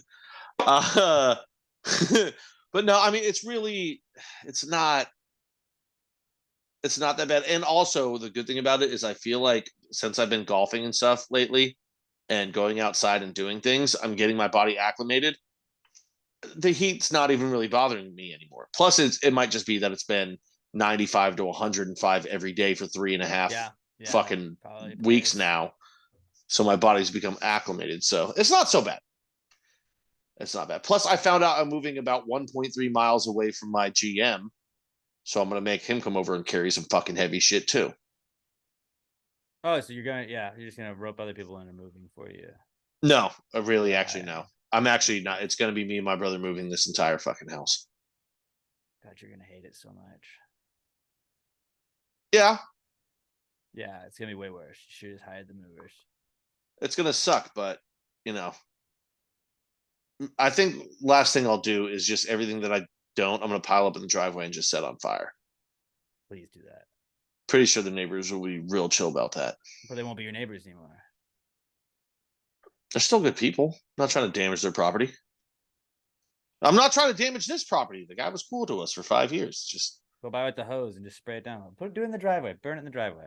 That's what I said. Oh, I thought you just meant the front yard. Like a fire doesn't spread. Nah. That, and I've been telling my brother for like 5 fucking days to mow the goddamn yard. It's so long. Like, what the fuck? But now do you even bother doing it? Yes. So you can move out of it? It's really high and my name is still on the lease. We'll just be like, I don't know, it must have rained or something while we after. Like I said, if I hated my landlord, I wouldn't. The guy was always good to us. I don't want to make him have to come through and hire somebody to fucking clean up all the fucking backyard before he shows the money you would have spent on movers to do that. No, I'm definitely not doing that. That's how I'm gonna get Andrew to mow it. I'm like, dude, if you don't just do this tomorrow, I'm gonna hire a crew that's gonna come in on Friday. I am fucking not paying for that. And then you should just on moving day just tell him you're gonna just hire a crew unless he moves it, and then he'll move the whole house. I'll fucking run around like Sonic the Hedgehog. You look tired, dude. Why don't I'll call some movers. You look tired. No, I can keep carrying this. I'm fine. Might have to hide all the edibles and shit that day. No, don't sit down. Don't do it. No, do not. I'm gonna call the movers. I'll call them. But yeah, moving, that sucks. I'll get more into it later, but not really. But there are certain things that could become problematic. Also back this week is the letter X, because Twitter is changing its name to X, even though it's still like Twitter. And I don't know. There's a whole thing. I feel like people were freaking out. I think it's stupid. X doesn't sound as cool as Twitter. Does not sound as cool as Twitter. And they're like, I think apparently when you send the tweets now, they should be referred to as X's, which sounds way stupider because it's like, it just sounds like you're like texting your ex. No, it's called a tweet. It's a tweet. It's always been a tweet. It sounded stupid in like 2008 when we started doing this shit. We're used to it. It's in our lingo. Don't call them X's. There's only one positive that can come from this, and it's that as Twitter continues to roll out more of a video format that they're moving towards too, they can have a commercial that's like whether you want like written feed, video, or news in any way, X gonna give it to you. That's the only positive that can come from this. If they don't use that, total failure. They shouldn't change any of it anyway because it's ridiculous. It's called Twitter. They're called tweets. Right. And it's like, are you responding to threads? Because like Threads is ripping off Twitter. And Twitter had threads. Threads is 2 months. Threads is 2 months away from shutting down. And it's not gonna shut down because it's powered by Facebook. They just like I post on Threads. I post my bets. I read something. Like, you just get like there's like no interaction whatsoever. Yeah, I think I read something like it was like 3 or 4 days ago that said daily active users was down 70% from its peak. Yeah. So it's down to like, but like that's what they're banking on. The user base is down to 30% of people who just got, and the peak was like 3 days into it launching. Everyone got it immediately and then was just like, this is pointless and this stopped. You give it another month, it's going to be down to like 15% user base. Because they're not going to keep running that. There's no difference than Twitter really, except that they were like, well, you can't say certain mean things. And it's like, okay, cool. Like those people, this is fine for you then, man. But like most people are like, I want to be able to say idiot and not get in trouble. There was a big backlash too, because I saw someone said if like that, and this actually, as I said out loud, could be fake as shit. But if your thread got banned, it's attached to your Instagram, so your Instagram would get banned too. And people were like, well, I don't even want to chance that. That does seem like a brilliant rumor that Twitter could have started, though. Yeah. Corporate warfare, baby. No, it like, I don't know. Like the X is a cool looking letter. I would say we're power ranking letters. But it's called Twitter. It's called Twitter. Right. No, out of like 25 letters, I think X would probably be top 3, if not number 1. It'd probably be my 1-1. But I don't know. Yeah, P it's just weird to be like, I'm going to X. And then also think of how many dudes are like never gonna get on. Like if your girl's around you, you're not gonna be like, I'm gonna type in X in the search bar real quick. What other websites are popping up? What other frequented websites are popping up on when you hit X? But anybody that is still using the search bar to look up porn definitely is using like DuckDuckGo, where it doesn't save any of your shit. Not the search bar, just the URL. But that's what you're not gonna type in X. You just have the Twitter app. I just feel like it's risky. I mean, it is risky. X.com. Can't really go to X.com, can you? But yeah, I don't know. Everybody freaked out about it, and like it'll show up as like X sometimes when I get on. They obviously have not finished the rebrand, but I haven't even seen. The only thing I've seen about it is people saying that there is a rebranding to X. I still haven't even seen any bit about it. Yeah. All I still see is the fucking bird. I like the people that try and like dunk on it, but like are dunking on Twitter. You're like, but you're using. Oh, those are so fucking toxic. You're like, but like you're doing the thing on the app that you're bitching about. Okay. There's only one dude that I follow, but he's still constantly talking. Ever since Elon took over, this app is shit. It sucks now. It's no good. And I'm like, I have noticed literally zero difference in my Twitter experience. There's small differences and stuff. And I guess Robert and I probably use Twitter differently than you do, where we use it for work a lot of times too. But like, and this guy would changes. Too. There's small little changes in it, but like the ever since Elon took over Twitter is kind of turning into the guy that like 2.5 years after COVID was like, all right, guys, I finally got it. I got the COVID. And then they like documented day by day how it was with COVID. It's like, no, a lot of other people already have it now. We don't care anymore. That sucks. Hope you get better, but we don't really care anymore. You don't need to document for us. It's like, that's the equivalent of like, ever since Elon took it over, here's how this has gotten worse. It's like, all right, did we get it? That was last month's take. That's on. What it's just take. That, and that's what it is. It's people that like use it for work that are bitching about it. But most people on Twitter are like me. They're like, dude, nothing has changed. What the fuck are you talking? We don't care. Sometimes when you're trying to scare shit, it's a fuck face. Oh yeah, no. And if it's for your job, yeah, it sucks. But most people don't actually have to use social media in a workplace environment. or workplace uses, I guess would be a better way to say it. So and if it doesn't affect them, people don't give a shit. I don't give a shit because it doesn't affect me. They just took away 2-factor authentication for like if you don't pay for it. And it's like, fuck. It's like, oh, I'm still getting this amazing tool for free. Fuck. Slightly less awesome now though. But the full awesome version I could pay for, but like I would like to to do that. I need that shit. But yeah, that's back. Well, does your job not pay for a check mark for you? I would think they would. Because you're a media company. Have you asked? I have not. Because right now it's weird on Twitter where like what I've noticed is like people get dunked on that have the blue check mark and they're like, oh, this fucking idiot pays for Twitter.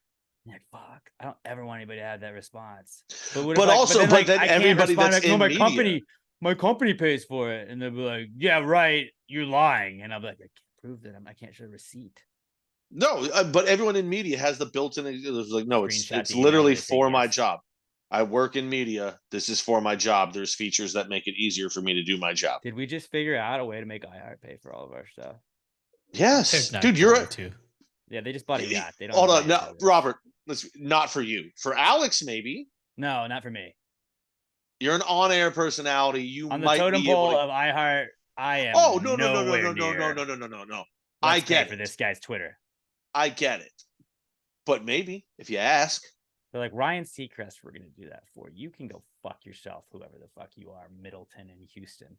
I'm just saying. Get Rod to ask.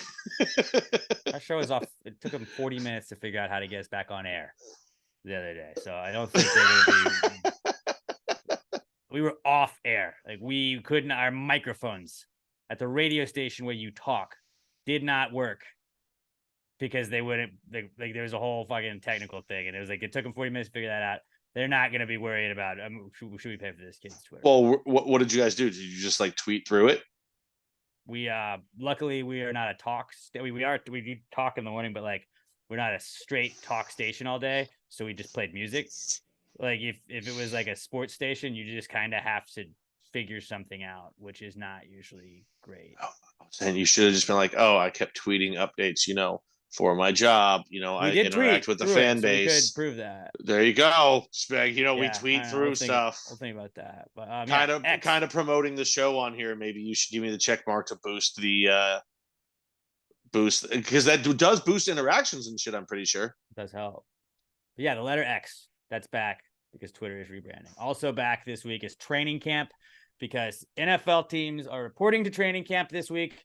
I caught myself this morning doing the thing that I always make jokes about where Daniel Jones back-to-back times hit Darren Waller in the red zone on a 7-on-7 drill for a touchdown. One of them was like a insane grab by Darren Waller. And I was just like, fuck yeah. We're going to score so many touchdowns. And I was even kind of just like troll tweeting it like Daniel Jones Super Bowl season back on. Like we back here now.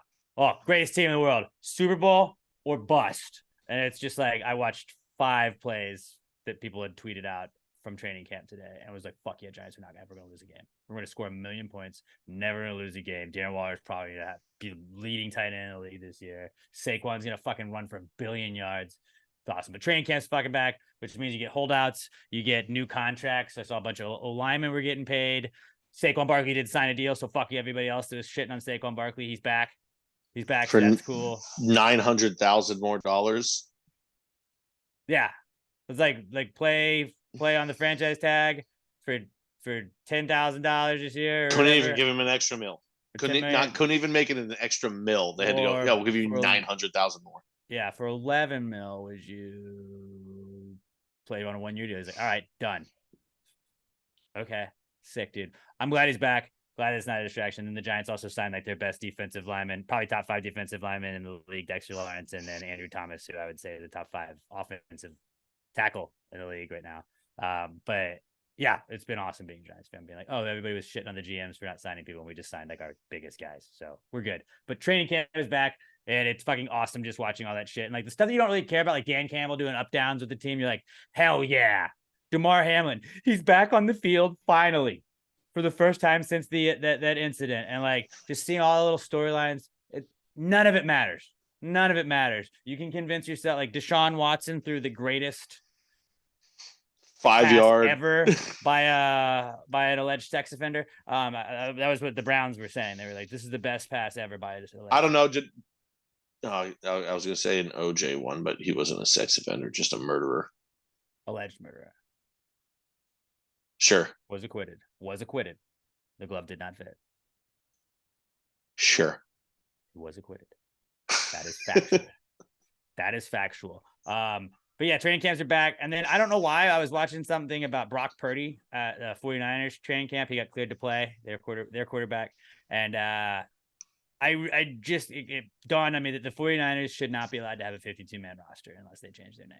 Like, you can't be the 49ers and get a 52-man roster. You get a 49-man roster, not that different, but like, you can't be the 49ers and expect a 52-man roster. Like, that's on you. You named yourself that. You're looking at me like I'm an idiot. You're looking at me like I'm an idiot. I would also be willing to give the Philadelphia 76ers 76-man roster. You proud of yourself? You woke up today and you had that written down and you're like, killed it. I mean, it made sense. Just like, don't be the 49ers and expect 52 men on your roster.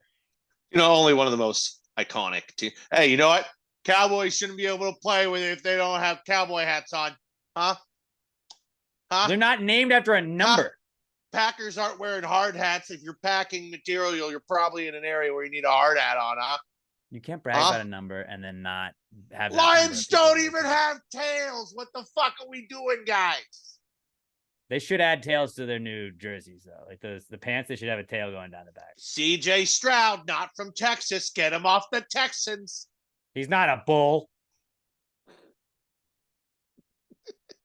Houston Texans is such a fucking stupid name, too. Isn't it? It is dumb. If I had to pick a second team, they're the Texans. I root for the Texans whenever they don't have an outcome, like an effect on the Giants. But also, it's great that like, you have Houston Texans doesn't sound as all of Texas. Yeah, Houston Texans doesn't sound as dumb as it is when you think about the name. But you're like, it is just the Houston people that live in Texas is really what the Texans are. Really, it should have been the Houston Roughnecks, and we should have stolen the Oil Derrick fucking logo back and just changed we could have went with the fucking just black and red that the Gamblers wore in Houston way back in the day, kept the Oil Derrick, and then just, I know, but I'm saying this is what they should have done, and then just straight up cucked the Titans out of being able to keep using the fucking old school Oiler uniforms. We'll get to that. Because we already have that. But yeah, I don't know. Yeah, the Texans. Oh man, we could have. I like the fucking Titans, and we never did. The Apollos, but the Texans doesn't, like, when you just say Houston Texans, it sounds cool. Yeah, like, the alliteration of it. But like when you think about it, it's silly. No, you're right. It really should have been. And this is from a guy that's team is the Giants, because the New York City is giant. We're a space city, man. We should have done something with that. Texans, and also like Texans was a team name before, so I get the reasoning, but when you think about the Texans, like, what does that name mean? What does that really mean? Like the Columbus Blue Jackets is always fun to explain to people in hockey, because they're like, well, what is like Blue Jackets? I've heard of like Yellow Jackets. There's no such thing as a Blue Jacket. It's an insect. It's like, no, that's what the Union soldiers that were stationed in Columbus, Ohio, they called them Blue Jackets, which is like a cool historic thing. I like when you learn shit like that.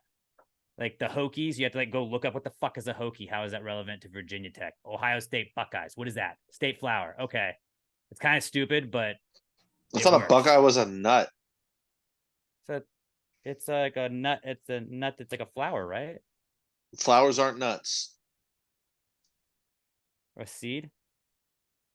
Maybe. Could be a seed. Oh. It's strawberry. I could have just said nothing. We would not have wasted this last 30 seconds. Yeah, no, that's stupid. All right, whatever. Moving on. Training camp's back, and Giants are probably going to Super Bowl because it's training camp, and I'm convincing myself that. Also back this week is Giving a Hoot. Giving a Hoot is back this week. Speaking of the Titans showing their Oilers throwback jerseys.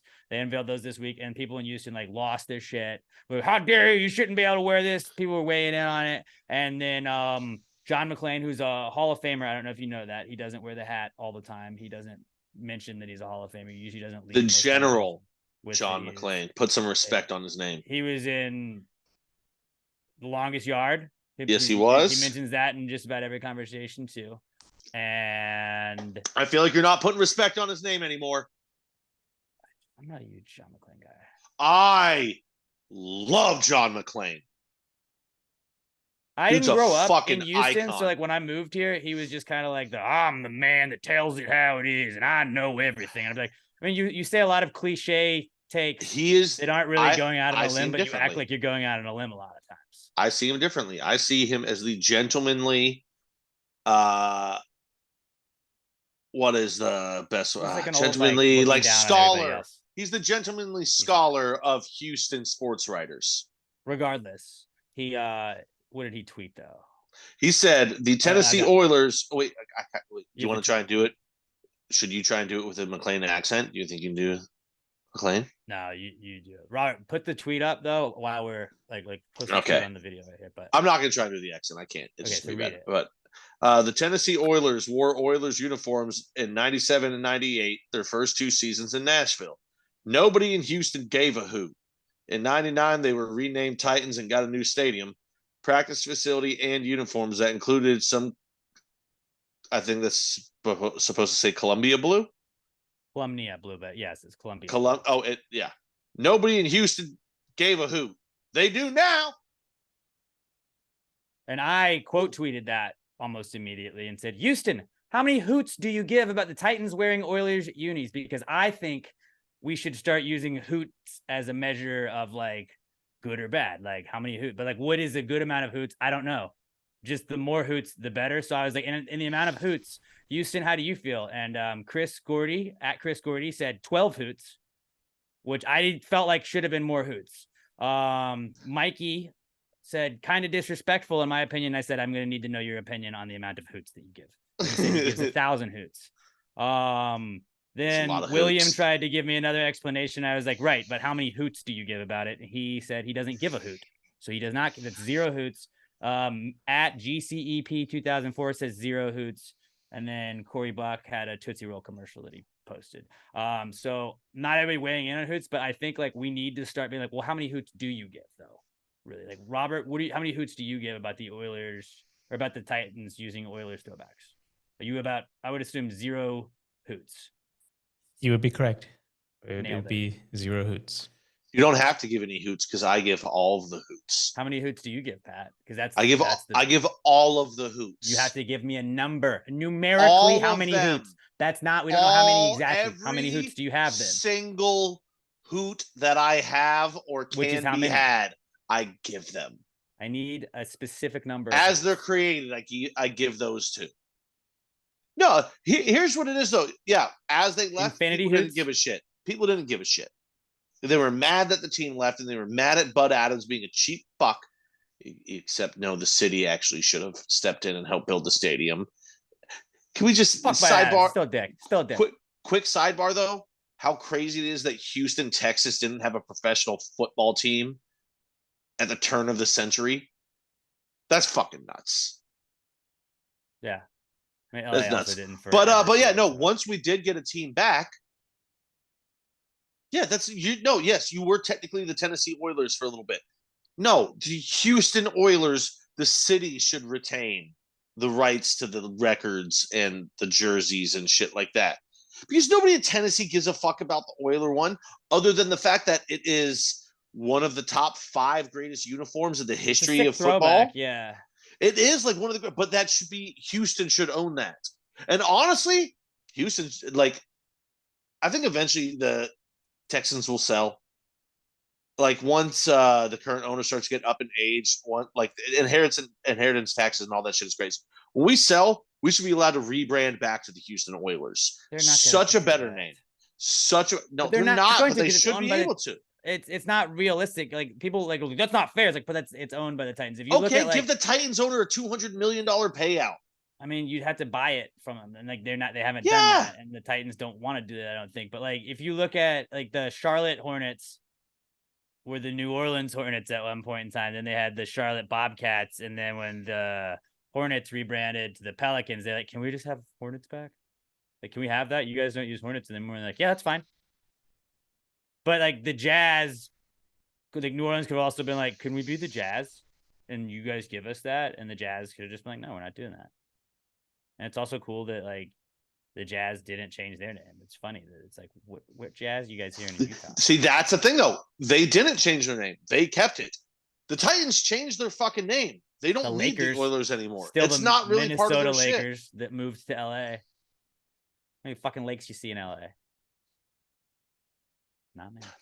That was the old joke from basketball. They said the Lakers moved to Los Angeles where there are no lakes, and the Jazz moved to Utah where they don't allow music. Basketball, great movie. Phenomenal movie. Robert, you've never seen Basketball, have you? I have not. That I think you might like it. I was gonna say, I never think that guess what two actually sports they combine. I think Robert would actually laugh at that movie. It's weird. There are and parts like he silly wouldn't enough like, to where you're like, okay, this is it. I'm in on this. but it is, yeah, it's just super silly. And there's just like references back. Dude, Yasmin Bleeth, Playmate of the Year. Or it wasn't Yasmin Bleeth, but going back to this, hoots. Giving Victoria hoots, Silvstedt. Victoria Silvstedt, Playmate of the Year. Sorry. I don't really give us a single hoot about the Oilers or the Titans wearing old Oilers jerseys because they are the same franchise. Like I think like doesn't the Avalanche wear Quebec Nordique throwbacks? You know, you have Quebec doesn't have a team though.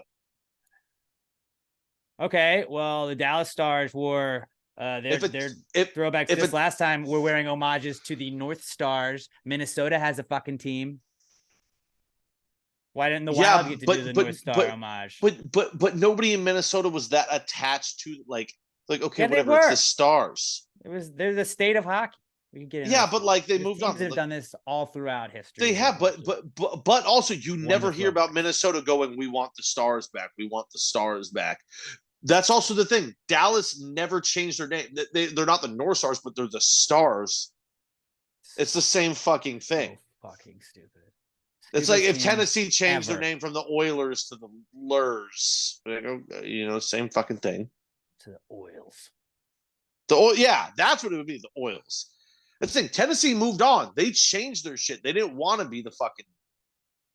Now, it sucks that there's one of the greatest color schemes in the history of National Football League that just doesn't get used. 200 to 300 hoots that Pat's giving about this. Well, Robert and I. Oh, so many more than that. 0 hoots. But yeah, please start weighing in on how many hoots you fuck Tennessee things. All right. We're gonna start using hoots as a measure, as a unit of measurement again. I think that's time to use that phrase again because I hadn't heard somebody be like, I don't give a hoot, which is just like I don't give a fuck is what we would say, but hoot is so much cooler sounding. So giving hoots back this week. What if Hooters, like when you rated them on Yelp, it was not stars but hoots? Giving a hoot, I love that. I love that a lot.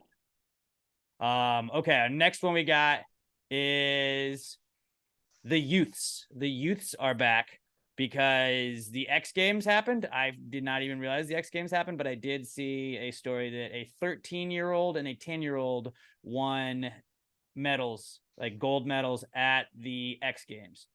So imagine being like a 26-year-old that's like, all right, I want to go pro in skateboarding. Mom, Dad, it's not a phase. I got my etnies on. I got my soaps. I got my Vans. I'm going to skate park with my friends. Mom, Dad, I got sponsored. I'm going to skate for this company. Cool. All right. Hey, Mom, I'm going to go to try out for the X Games. Mom, I made it into the X Games. Awesome. You're 26, 27 years old at this point. Then you get to the X Games and a fucking 10-year-old beats you in your event. Like you just retire, right? Like I'm done. That is it. A 10-year-old is the best at this sport. I'm fucking out. Yeah, that's rough. Like you didn't get beat by like an up and coming teenager. You got beat by a child. A child beat you.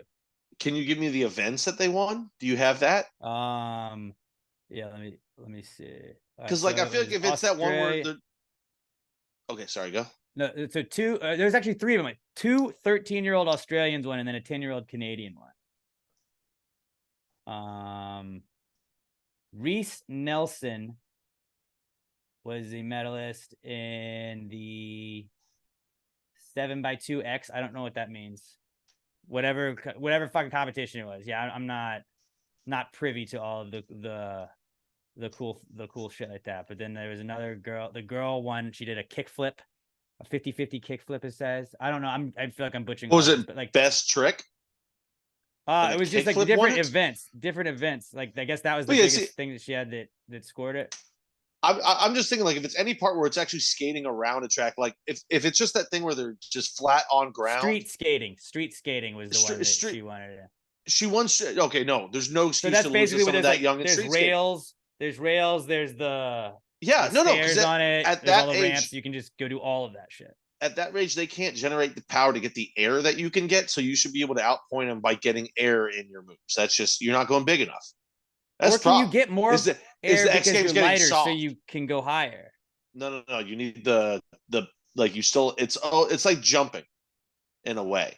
Like you have to generate the power from your legs, and a 10-year-old just can't generate that power. Yeah, that's on the adults not going big enough. Maybe these kids are actually just so sick that they're going so big at a young age that it's matching the adults. I don't know. Canadians. Basically, are the youths ruining skating? No, I don't think anyone's going hard enough. We don't have a Tony Hawk to be pushing everybody right now. But like, imagine Tony Hawk. We need a Tiger Woods. If Tony Hawk lines up against these kids and they beat him, like Tony has to just retire there on the spot. I think he already is. But like, can you imagine like being like, this is the one I finally got here, and a fucking 10-year-old beat me. A 10-year-old is the best in the world at this. I need to just fucking go home now. I'm done. I'm never skating again. That would suck a lot. That would suck a lot. But yeah, so that was why the youths were a comeback kid. Just they didn't go big, so they. I thought only two won. The fact that two 13-year-olds and a 10-year-old won. That's three people under the age of 14 fucking winning medals. That's nuts. I didn't really want to say it, but like women's sports, you know. Women's. I think one of them was a dude though. One of them was a dude. But yeah, pretty wild shit. Also, comeback kid is Messi, because Leo Messi played his first, not MLS game, but his first game for Inter Miami, the MLS squad. They're playing the Leagues Cup, which I don't want to shit on women's soccer. I love the U.S. women's national team. Everybody knows nobody loves the women's national team more than me. The Leagues Cup between the MLS and Liga MX has been a billion times more fun to watch than the Women's World Cup, just by a competition standard. And that's probably because they're in like group stage, so you have like USA, Vietnam, not super evenly matched, but like the US and Mexico teams are playing each other, so that's really fucking cool. Messi made his debut for Inter Miami doing that, and scored a goal right at the end as time was about to expire, scored a goal to win it, and then last night scored 2 goals. Like he scored 3 goals in 2 games and had an assist. So he's just like, that's the best part, is like he's too good for the league, and like you're about to see like if you don't care about soccer, but if you loved football and you remember the LaDainian Tomlinson, Derrick Henry commercials, or Michael Vick high school commercials, where it would show like their highlights in high school, where they just like Derrick Henry would just murder someone, LaDainian Tomlinson just ran around everybody, Michael Vick was just pulling off jukes left and right and dropping dimes. Like, it's going to be like that in the MLS for Messi. Like, he scored last night and he bounced the ball off of the post back to himself and scored it. I don't know if it was intentional, but it looked almost too intentional to not be. It was like that ball hit the post and then it came right back to you. You assisted it to yourself. That's what I loved it online. He's hyping up the like 18-year-olds that Inter Miami has. He's hyping up all the kids. Like, seems like such a chill dude, and like, oh, great dude. Great dude. I'm always gonna be Messi over fucking Ronaldo. Ronaldo's a fucking bitch. Fucking taking that Saudi money, right? He takes the Saudi money. Messi takes the American money. American money's better, obviously. It's not the same. Very different. Yeah. Oh, I love Robert Messi. is a huge Ronaldo fan. Oh, huge. Robert huge. Just absolutely Ronaldo. Huge. I love Messi. Didn't Messi get like almost arrested a couple of years ago for like tax evasion? Wasn't that him? I don't know, not American taxes. So no, not American, but like also I gained even more respect for him then when he was like, "Fuck you, I'm not paying taxes." Doesn't pay taxes. Fuck that shit. But I just love the fact that everyone that wanted to go online and dunk be like, "See, American soccer's absolute shit. He's dominating," and we got to be like, we're playing Mexican teams, so you have to say Mexican soccer sucks ass. Right. If he doesn't have 2 goals and an assist within 2 games of his MLS debut, American soccer is officially past Mexico. We're better than them. I think the MLS is not as good as the Mexican League talent-wise. Well, if Messi doesn't have 2 goals and an assist, I think there are better players in the MLS than there are in the Mexican League, but I think the talent overall on the teams, the talent level is slightly higher. I don't know. We'll see. We'll see when Messi starts playing Americans. Like LeBron and Kim Kardashian and fucking DJ Khaled and all of the people that were that like are the biggest celebrities were at his fucking game. They were at his debut. It was fucking wild. And then he got subbed out in the second half last night, and they showed the stands. Like people just left. They're like, "Oh, Messi's out. I don't care. Let's go." It actually made me laugh super hard yesterday. I was walking by the kitchen, and one of the guys grabs me. Goes, "Oh, okay." He was like, "You know soccer a little bit, right?" And I was like, "I mean, like, kind of. I don't really follow." But, like, the kitchen was arguing. And he goes, "Okay, hey, but who's better, Ronaldo or Messi?" And I go, "No question, it's Messi." And he goes, "Fucking gringo, you don't know shit." But the rest of the kitchen just started laughing at him. Oh, well, I mean, he's more chill. Ronaldo's probably cooler. But Messi is more chill, and Messi's cooler because he doesn't want to be cool. Ronaldo's too busy about like. Well, he's just that's why he's chill. That's why he's chill. But like he's so chill, he's cooler because he doesn't care about being cool, which makes you what's cooler than being cool? Ice cold. He's ice cold. I mean, Argentina is just a way cooler country than Spain anyway. Portugal is where Ronaldo's from. Portugal, yeah. Same. Okay, yeah. Portugal's not as cool as Spain. They played in Spain. They did both play in Spain, to be fair. So okay, yeah, that's what fucked me up. But yeah, Portugal. Who gives a fuck about Portugal? Portugal's matter. Like Spain's Argentina. If you think about it, it's not Brazil. Like like Argentina's like not Brazil, but kinda. Like Portugal's like not Spain, but kinda. I was gonna say it's more like Brazil, which is the worst because of they the speak two. Portuguese in Brazil. Whatever is the worst of the Dakotas, that's the one that Portugal is. Like neither one of them matter, but you matter less. Which one? South Dakota. Which one has the Mount Rushmore in it? I think it's North Dakota, but it also might be South Dakota. Whichever one has the Mount Rushmore is the most important. Yeah. But they both have really good D2 schools. And D2 is basically soccer. South Dakota's cooler, yeah. They're the Jackrabbits. Yep. Cool. They're currently better.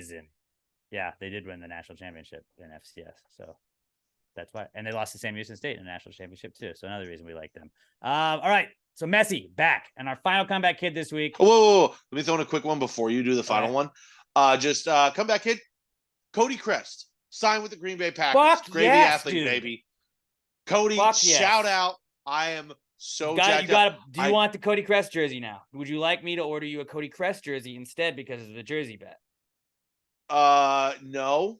Wait, hold on. Did you not order the other one yet? Haven't yet. I will order it. I guarantee you have that jersey by kickoff of week 1. Okay, that's all I need. I just need week 1. I need it. Yeah, no, I can get that here in a week. I might also get myself a Cody Crest one though. You got to get a Cody Crest jersey. Because if Cody Crest actually gets into a game. I wish we had Hard Knocks. He's so good. He's obviously going to get in the game. I wish we had Hard Knocks because Cody would be the Hard Knocks dude. No, also, I didn't realize 4.340. Excuse me? Yeah, dude, Cody's a fucking stud. Why are you need a gravy athlete? We only picked the best. Ryan Humphreys, you saw him when he was there. He best holder in the world. He won a Gravy's award for, I think, best holder. He technically works for me now. No, he doesn't. I'm an owner, so. Oh, you're right. I was going to say we had sponsored him, but I don't think they work for us anymore. No, not anymore. But he works for me. We might have to try and get him on here in a few weeks, see how training camp's going. Let him tell me that Jordan Love, it looks great. Hit him up. Yeah. But I'm saying see if we can hit him up next week. I don't, he's got a lot to focus on right now to work on making the team. Right. I want to give him a little time to acclimate Which he before will we make. reach out. I'm not even worried about him, but I think I'm back on the Roughnecks. I'm back off on the Roughnecks because if Cody's not there, I'm out. So I'm no longer an owner again. Yeah. So, yeah, I'm fucking pumped. Because Cody was like, Roughnecks, I'm going to the NFL, fellas. Which I get. Because, like, it just seems like a play that would be a perfect Packers play where he finds a way to make it onto a roster one game. We hit him with like a 3-yard slant. He's got one catch for like 78 yards and a touchdown. And then his career takes off. And then Bill Belichick signs him next year. Yeah. I'm actually shocked he's not a Patriot. He should be a Patriot, really. Yeah. White receivers, they do like to go there. Short white guys. Shout out to Cody Crest, though. Love you, buddy. And we know you're gonna make the team. I'm not even wishing that you're gonna make the team. We know you're gonna make the team. Maybe I'll get a Cody Crest jersey too. We'll get matching Cody Crest jerseys. That'd be so cute. I've never owned a non-Giants NFL jersey, but I would buy a Cody Crest jersey. Maybe just get a shirt. Get a shirt. No, I'll buy a shirt. I'll buy a jersey. I'm going all the way. I'm fucking jacked up.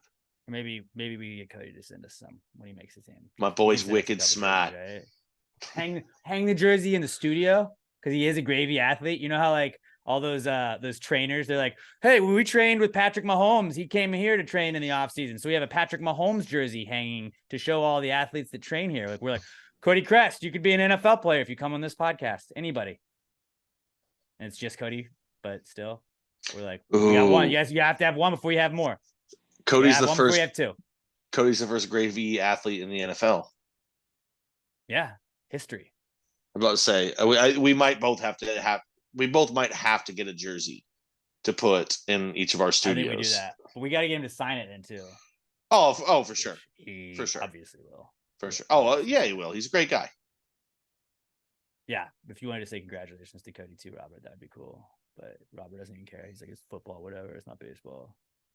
He's mad about Ronaldo because we said that Messi was better than your GOAT. Yeah, I think he's Filipino too. Ronaldo, he's Portuguese. Yeah, Filipino. Oh, I thought you meant Cody Crest. Cody Crest. Cody Crest, not. Maybe. I don't know. We don't Maybe know. Asian, though. All right. Last comeback kid is me doing too many podcasts because Big Brother starts next week. So, yeah. I'm doing New York Giants. I'll be doing Pass the Grade Bro on Sundays, New York Giants Rush on Mondays. In about 2-3 weeks, I will be doing Claret and Big Blue podcast on Tuesdays.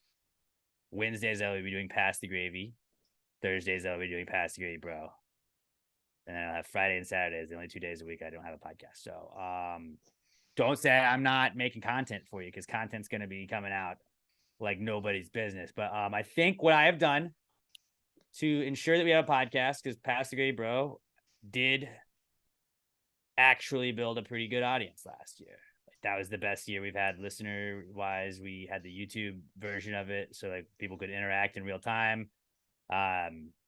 We brought in Allison, brought in Emma. Yep. More Allison than Emma, less of me. It was a winning combo. So what we're going to do is it's going to be Wednesday night podcast day for us. It was just kind of putting us back against it. And I'm going to run through this quickly. I'm sorry, but Pass the Grade Bro. So you'll have set Sunday, Wednesday, Thursday episodes. Wednesdays will be ladies night on Pass the Grade Bro. It's going to be Allison and Emma handling things. It's a lot of work after we record this. Like we get the podcast up fast, but there's a lot that goes into it. And it always would put me up like right at the start of Big Brother or right after it. And the important thing about a recap show is going live almost immediately after. You are able to go live immediately after when you're not watching it on DVR because you're 15 minutes behind because you're editing your other podcast. So what we're going to do is we're going to have Emma and Allison. They're going to be watching the episodes on Wednesday. So they're going to be right after the show. You can hang with Emma and Allison. They're going to recap the episode. Sunday nights, it's going to be me, Emma, Allison, and Chris. And then Pat is going to be joining us on the Thursday eviction episodes, we believe, at least most of them. And so we're going to still pepper it in. You're still going to get the full gravy, Pass the Gravy Bro gang in there. But it's going to be a little bit different format. And honestly, I am very appreciative of Allison and Emma for agreeing to take over that that one broadcast. I don't like giving up stuff. But you and Allison did a broadcast one time last year, and it went well. And it's Allison did a broadcast. After seeing it can get done, I'm like, okay, I'm gonna let off the gas a little bit on this one, and then maybe there's a couple of Sundays the Giants play, and I do not do the Sunday night podcast. But still, so Pass Grade Bro, Big Brother starts next Wednesday. Next Tuesday, there will be our predictions episode. We're gonna do our Big Brother fantasy draft as well, so that's kind of fun. And then Wednesday, Allison. I think probably next week I'll probably hop on it for the premiere night. I'll probably do the premiere night one. But yeah, I mean, what night is the premiere? A week from today. So it is Wednesday. Yeah, I mean, we probably should all do the premiere. Maybe we record this a little early next week if we can. We'll see. We'll see how it goes. Yeah, we make it not an hour 40 before we're in and not cool. But yeah.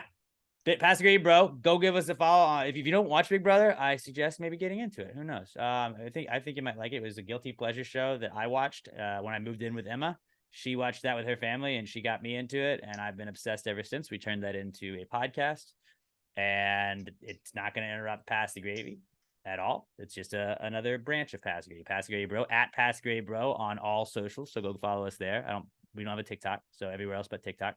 Go follow us there, and then get all your Big Brother content from us. So if you're excited about Big Brother, that'll be a comeback kid next week. Spoiler alert.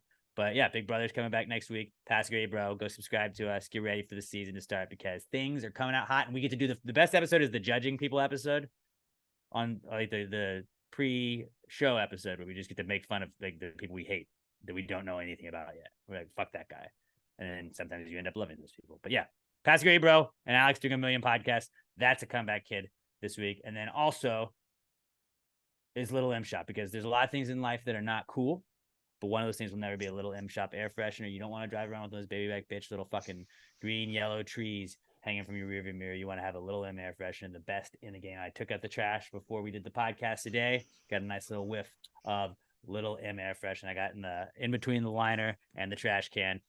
Game changer. I guarantee you always get that little drippage sometimes. It starts to stink, but when you got an air freshener right there, makes it smell a million times better. LittleMShop.com. If you use our promo code PTG69, you're going to get 10% off of your order. And you're also going to get free shipping when you spend $10 or more at LittleMShop.com. Get your custom stickers, that custom keychains. You could buy already made keychains. Or maybe you want a Barbie type themed. I don't say it's not a Barbie, but it's like a Barbie adjacent keychain. Maybe you're a T-Swift fan. T-Swift adjacent keychains available, or get one like I have the Gravy King. You can get them customized. Say your name, say your nickname, your gamer tag, whatever you want. You make it say whatever. LittleMShop.com. Get your custom keychains, get your stickers, get your shirts, get a little bit of this, a little bit of that, but most importantly, get the air fresheners at LittleMShop.com. Promo code PTG69 at checkout for 10% off your order at LittleMShop.com, the official sponsor of the Not Cool segment.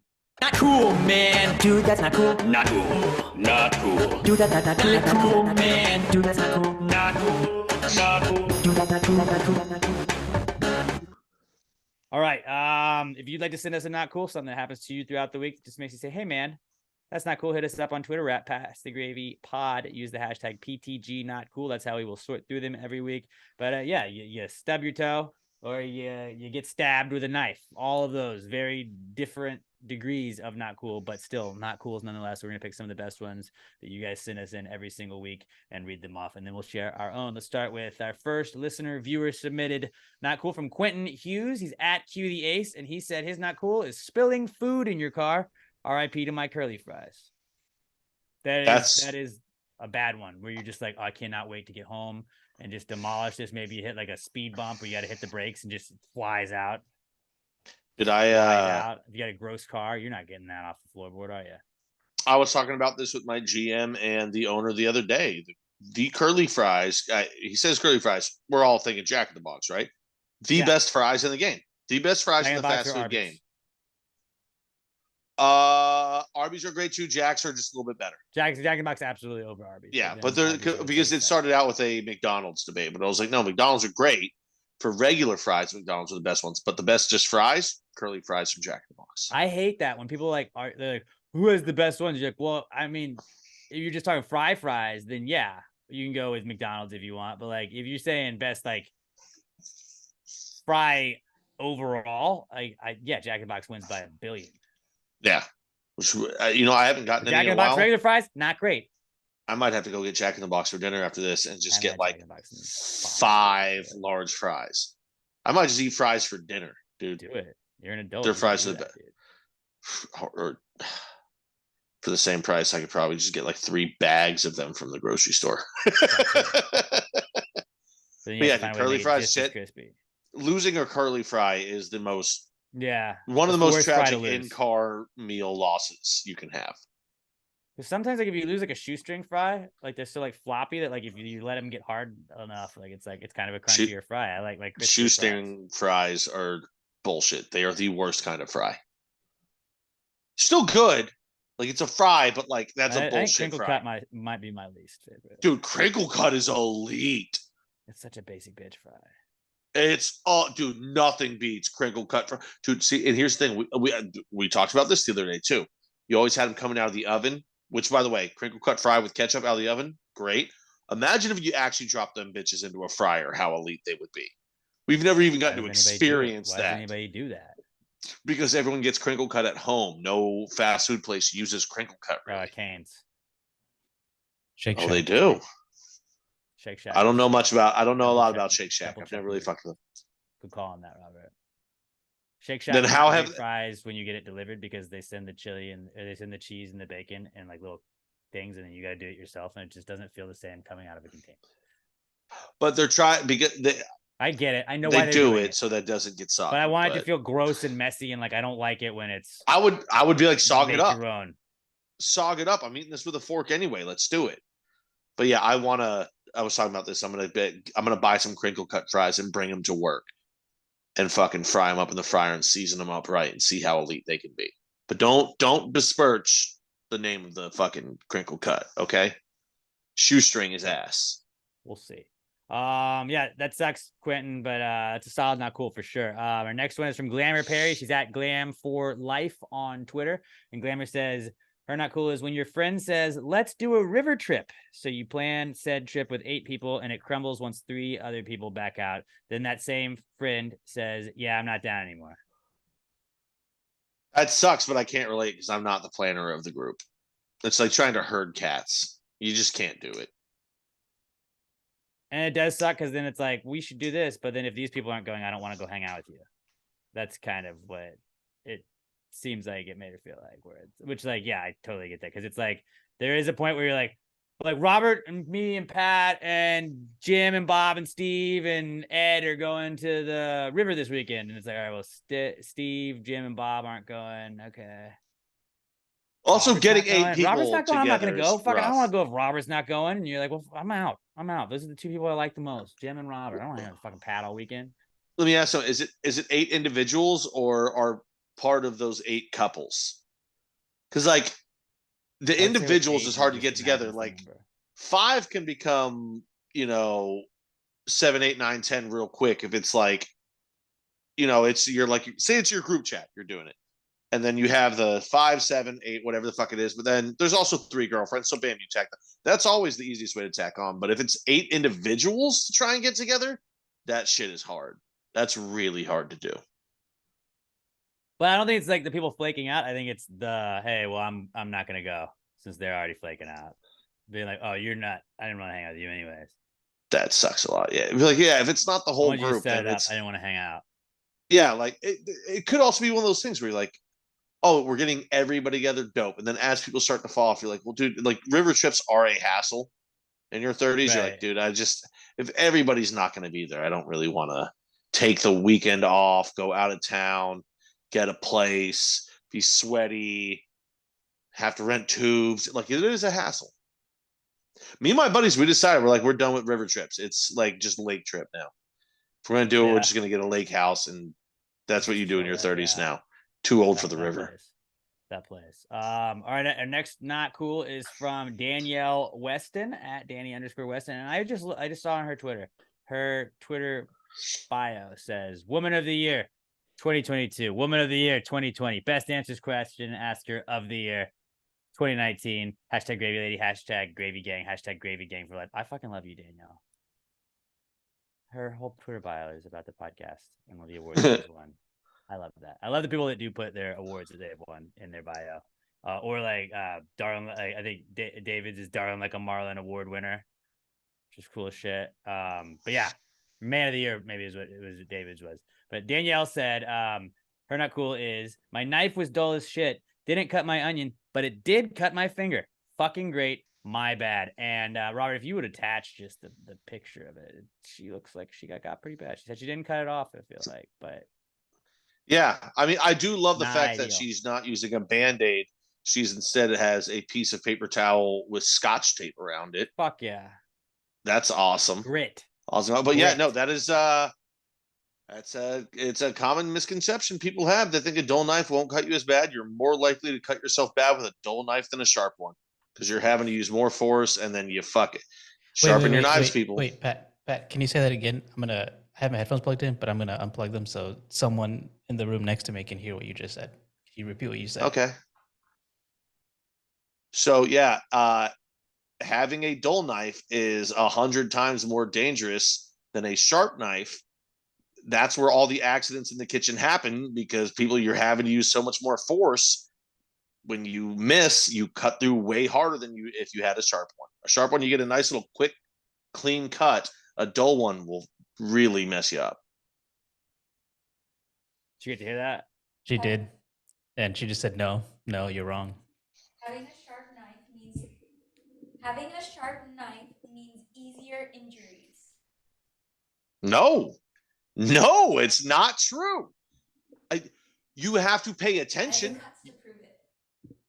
She has the cuts to prove it. Well, that means she needs to talk to somebody. That means that, and Robert, tell her I said this. It means she's not respecting the tool.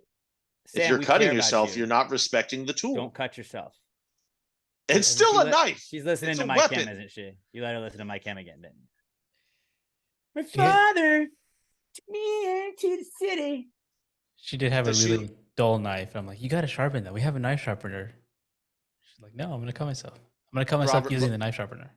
That looks like that's your responsibility now in the house. Is you have to keep the knife sharp, or she's going to hurt herself. Mm-hmm. I mean, She's honestly, gonna, like- who are you going to she's gonna trust in a kitchen, though? The woman or the man? Because I'm going to go with the She- woman every time. I I'm on Sam's mean, side, maybe. I trust them to cook, but I trust the man to plan it. You know what I'm saying? There you go. There you go, right there. But yeah, no, Danielle, 'cause that sucks. sharpen those knives for her, Robert, because otherwise she's gonna slice a finger off with a dull knife. Mm-hmm. Wonder what happened. You don't want to Good. date somebody with a partial. Tonight finger. will be the night that I will fall for you. Be like, no. Yeah, get it, Robert. Yeah, I understand. Sharpen your knives, people. Sharpen your knives. T's and P's, Danielle, though. That fucking sucks. And hopefully it heals up. I hate like when you get like a cut on your finger, like if it's like right in like the groove where you bend it too, then it just like won't go away for like 2 or 3 extra weeks just because you are constantly moving it. That's one of the worst. You want me to send yeah, T's- Sam some T's and P's. mean memes on Twitter later, Robert? Don't. No, you don't have to do that. All right. Next not cool is from Mike Fish at Only Mike Fish. I do the Clear Big Blue podcast with him, which you can check out NFL and Premier League season every Tuesday at 5:00 our time on our YouTube channel, Clear Big Blue podcast. Mike also does the Waffle Box podcast if you want to check out that one as well. But Mike says his not cool is he was all packed up and ready to leave for the airport. I go to check the flight status and it's been canceled. No notification from the airline. Then he gives us an update and said the rescheduled flight has now been canceled. So now another 27 hours to wait. Not ideal. Just any kind of like air transportation delay or anything like that just fucking sucks. And now like seeing how many people, like I don't even want to fly anywhere. Just seeing how many people hell like, no. and this many flights got canceled yesterday. These airline people have been here all day. That sounds awful. Like just like when I was at that Giants game, I was very nervous that we were not going to like get to the airport in time and some shit was going to happen like that. And like, I was like, well, I have to be at work in 7-8 hours right now. Like, so I got to really flip this around. We can't have any delays. And luckily we did not, but I was like, fuck, it's going to happen, isn't it? Like I got here fine. There were no delays getting here. It's going to definitely be something on the way back. And I was very lucky that I did not, but yeah, just it derails everything. You're like, oh, well, can't make that tonight. Sorry, dude. I'll see you in Charlotte. I'll see you tomorrow. But yeah, having your flight kids like that, especially when they don't tell you, like usually you have the app and the app will be like, bing, bang. By the way, your gate changed. And like to just be like, oh, fuck, well, at least you weren't there. That would have been awful. but to just be packed and ready to go. I will say this, Mike, look on the bright side. At least you're still in America. Yeah, mate. Like, you could be like, oh, I missed a flight and I'm in England. This sucks. But you're in America. So, like, buck up, buttercup. There you go. Love you, buddy. It does suck. Peace and peace, buddy. Peace and peace. Peace and peace. Mike, airport related. Mike is an absolute fucking G because my brother and I would not have made it from MetLife Stadium to Newark Airport had Mike not allowed us. Him and his wife Chantal, but they allowed us to just take our bags and like just leave them in his living room while we went to the football game, and then swing by his house, and then immediately leave again. I already feel like I'm going to regret making fun of back. England there. Good. He's going to get me back somehow. Probably, but you'll deserve it. All right, that does suck, Mike, but hopefully you got refunded or some shit like that. I don't know. Our last listener viewer submitted one is from Ashley Wilkins. She's at Buster Healer Mix, and Ashley says her not cool is my cart went into lock mode behind my car while still in the parking lot of Kroger. I had to drag it to get to the corral. Also, beer fell out of the back and broke. She attached a picture of the broken beer. My real thing that I picked up, she said she was picking up beer for her father-in-law.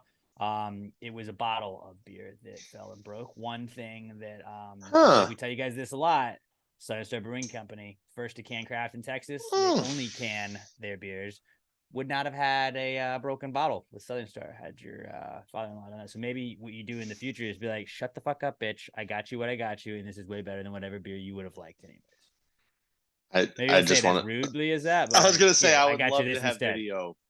Just say they were out of that beer. Say they were all out of that beer. Just get to this. An old man. Or just keep some of his old empties and then just pour Southern Star into that. He's old. He won't know the difference. That's more work. But yeah, so don't get beers that have bottles because then they break. Also, that doesn't happen. That does suck though, because like, so what she means is if you don't know what we're talking about, like some of the stores you go to, they got the little it's like a brake that goes down, and if you pass like a certain line in the parking lot, usually it's outside of the parking lot. Yeah, so you don't steal the cart, then it like brings a little clamp down so you can't move the cart very well. I honestly never really thought that those did anything. I thought that was like the blue thing, like when they used to be like, if you pee in the pool it turns blue here, so you wouldn't pee in the pool. Like I thought you thought it was an old wives' they tale. went with.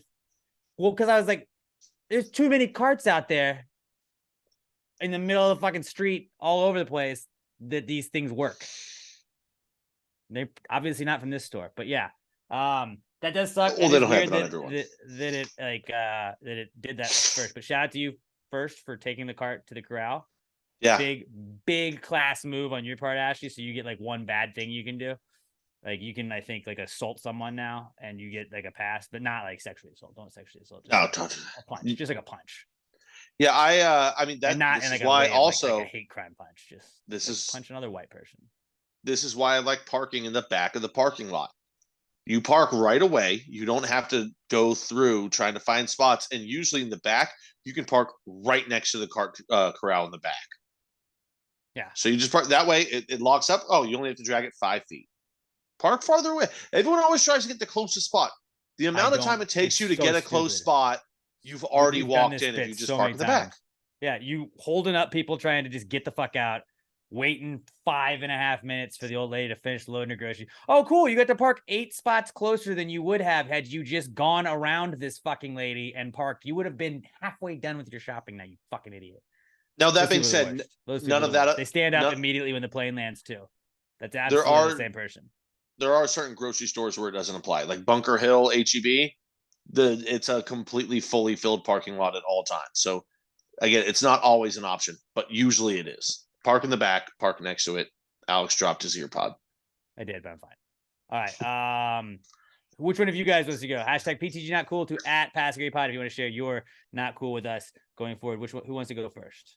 Oh, well, I'll knock mine out real quick. One is it was worse at the beginning of the episode, but my nose is just super stuffed up from moving around boxes and dust being kicked up and everything. Like, I think there was multiple times, if you're watching the video version, like maybe in the first 10 minutes, where it kind of looked like I was trying to do cocaine just off of screen. Because it was like dropping my head and like moving my nose around. And I was just trying to get any sort of airflow going through. I promise I was not doing coke on air, guys.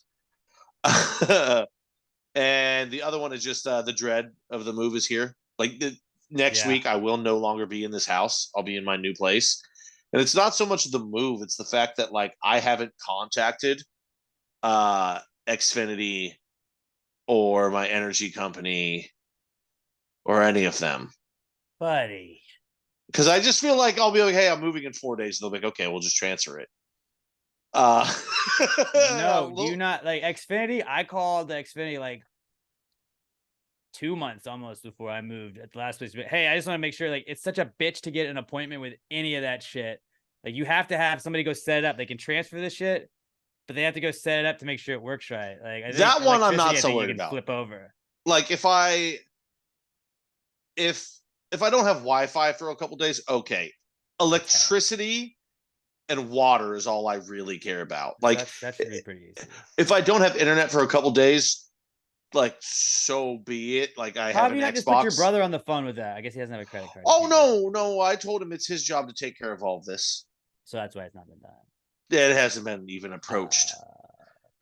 A cursory glance hasn't Telling even Greg been thrown at. Gutfield said that you should definitely switch over I your should. electricity and water right now. Also, you should definitely have Wi-Fi by next Wednesday. Well, no. I mean, like, if it's not in my house, I'll just go do it at my buddy's. Like, I will have that.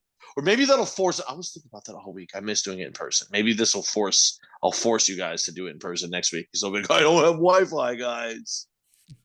I miss seeing your beautiful faces in person, especially Robert's vaguely Asian/Indian face. Maybe Filipino. Well, that was the Asian. Right? No, I know. Actually, I doubled up because Indian is Asian, but okay. People forget. I don't. Yeah. I love all Asian. I don't see race, so I wouldn't know anyways. But that's that does suck. That does suck. Yeah. So all of the chores that do come up, and then there's always like one other one that you didn't think about. You're like, fuck. Oh no, I'm already fully anticipating that after doing all this moving and shit, my brother's still not going to have mowed the yard, so I'm gonna have to mow and edge all of the backyard too Or while just go moving rent the a whole goat. house. While you're moving, set the goat out. Oh, Problems fixed. bro! If I gotta like, Feeding my goats sister didn't have her and- dogs. If I got a pet goat and a pet dog at the same time, It'd be perfect. and just never had to mow my yard again, It'd be awesome.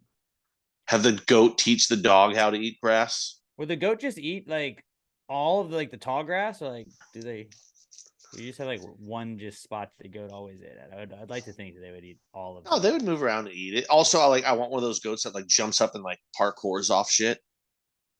I don't want one of the fainting goats. I don't want a fainting goat because I like to think they do surprise all. my animals. I like to scare They them. do it all. But yeah, Robert, did you want Goats to go are next, cool. or do you want me to go? Do you have a good one? Mine's extremely mediocre. Yeah, I can go. Mine's a little similar to Pat's. Where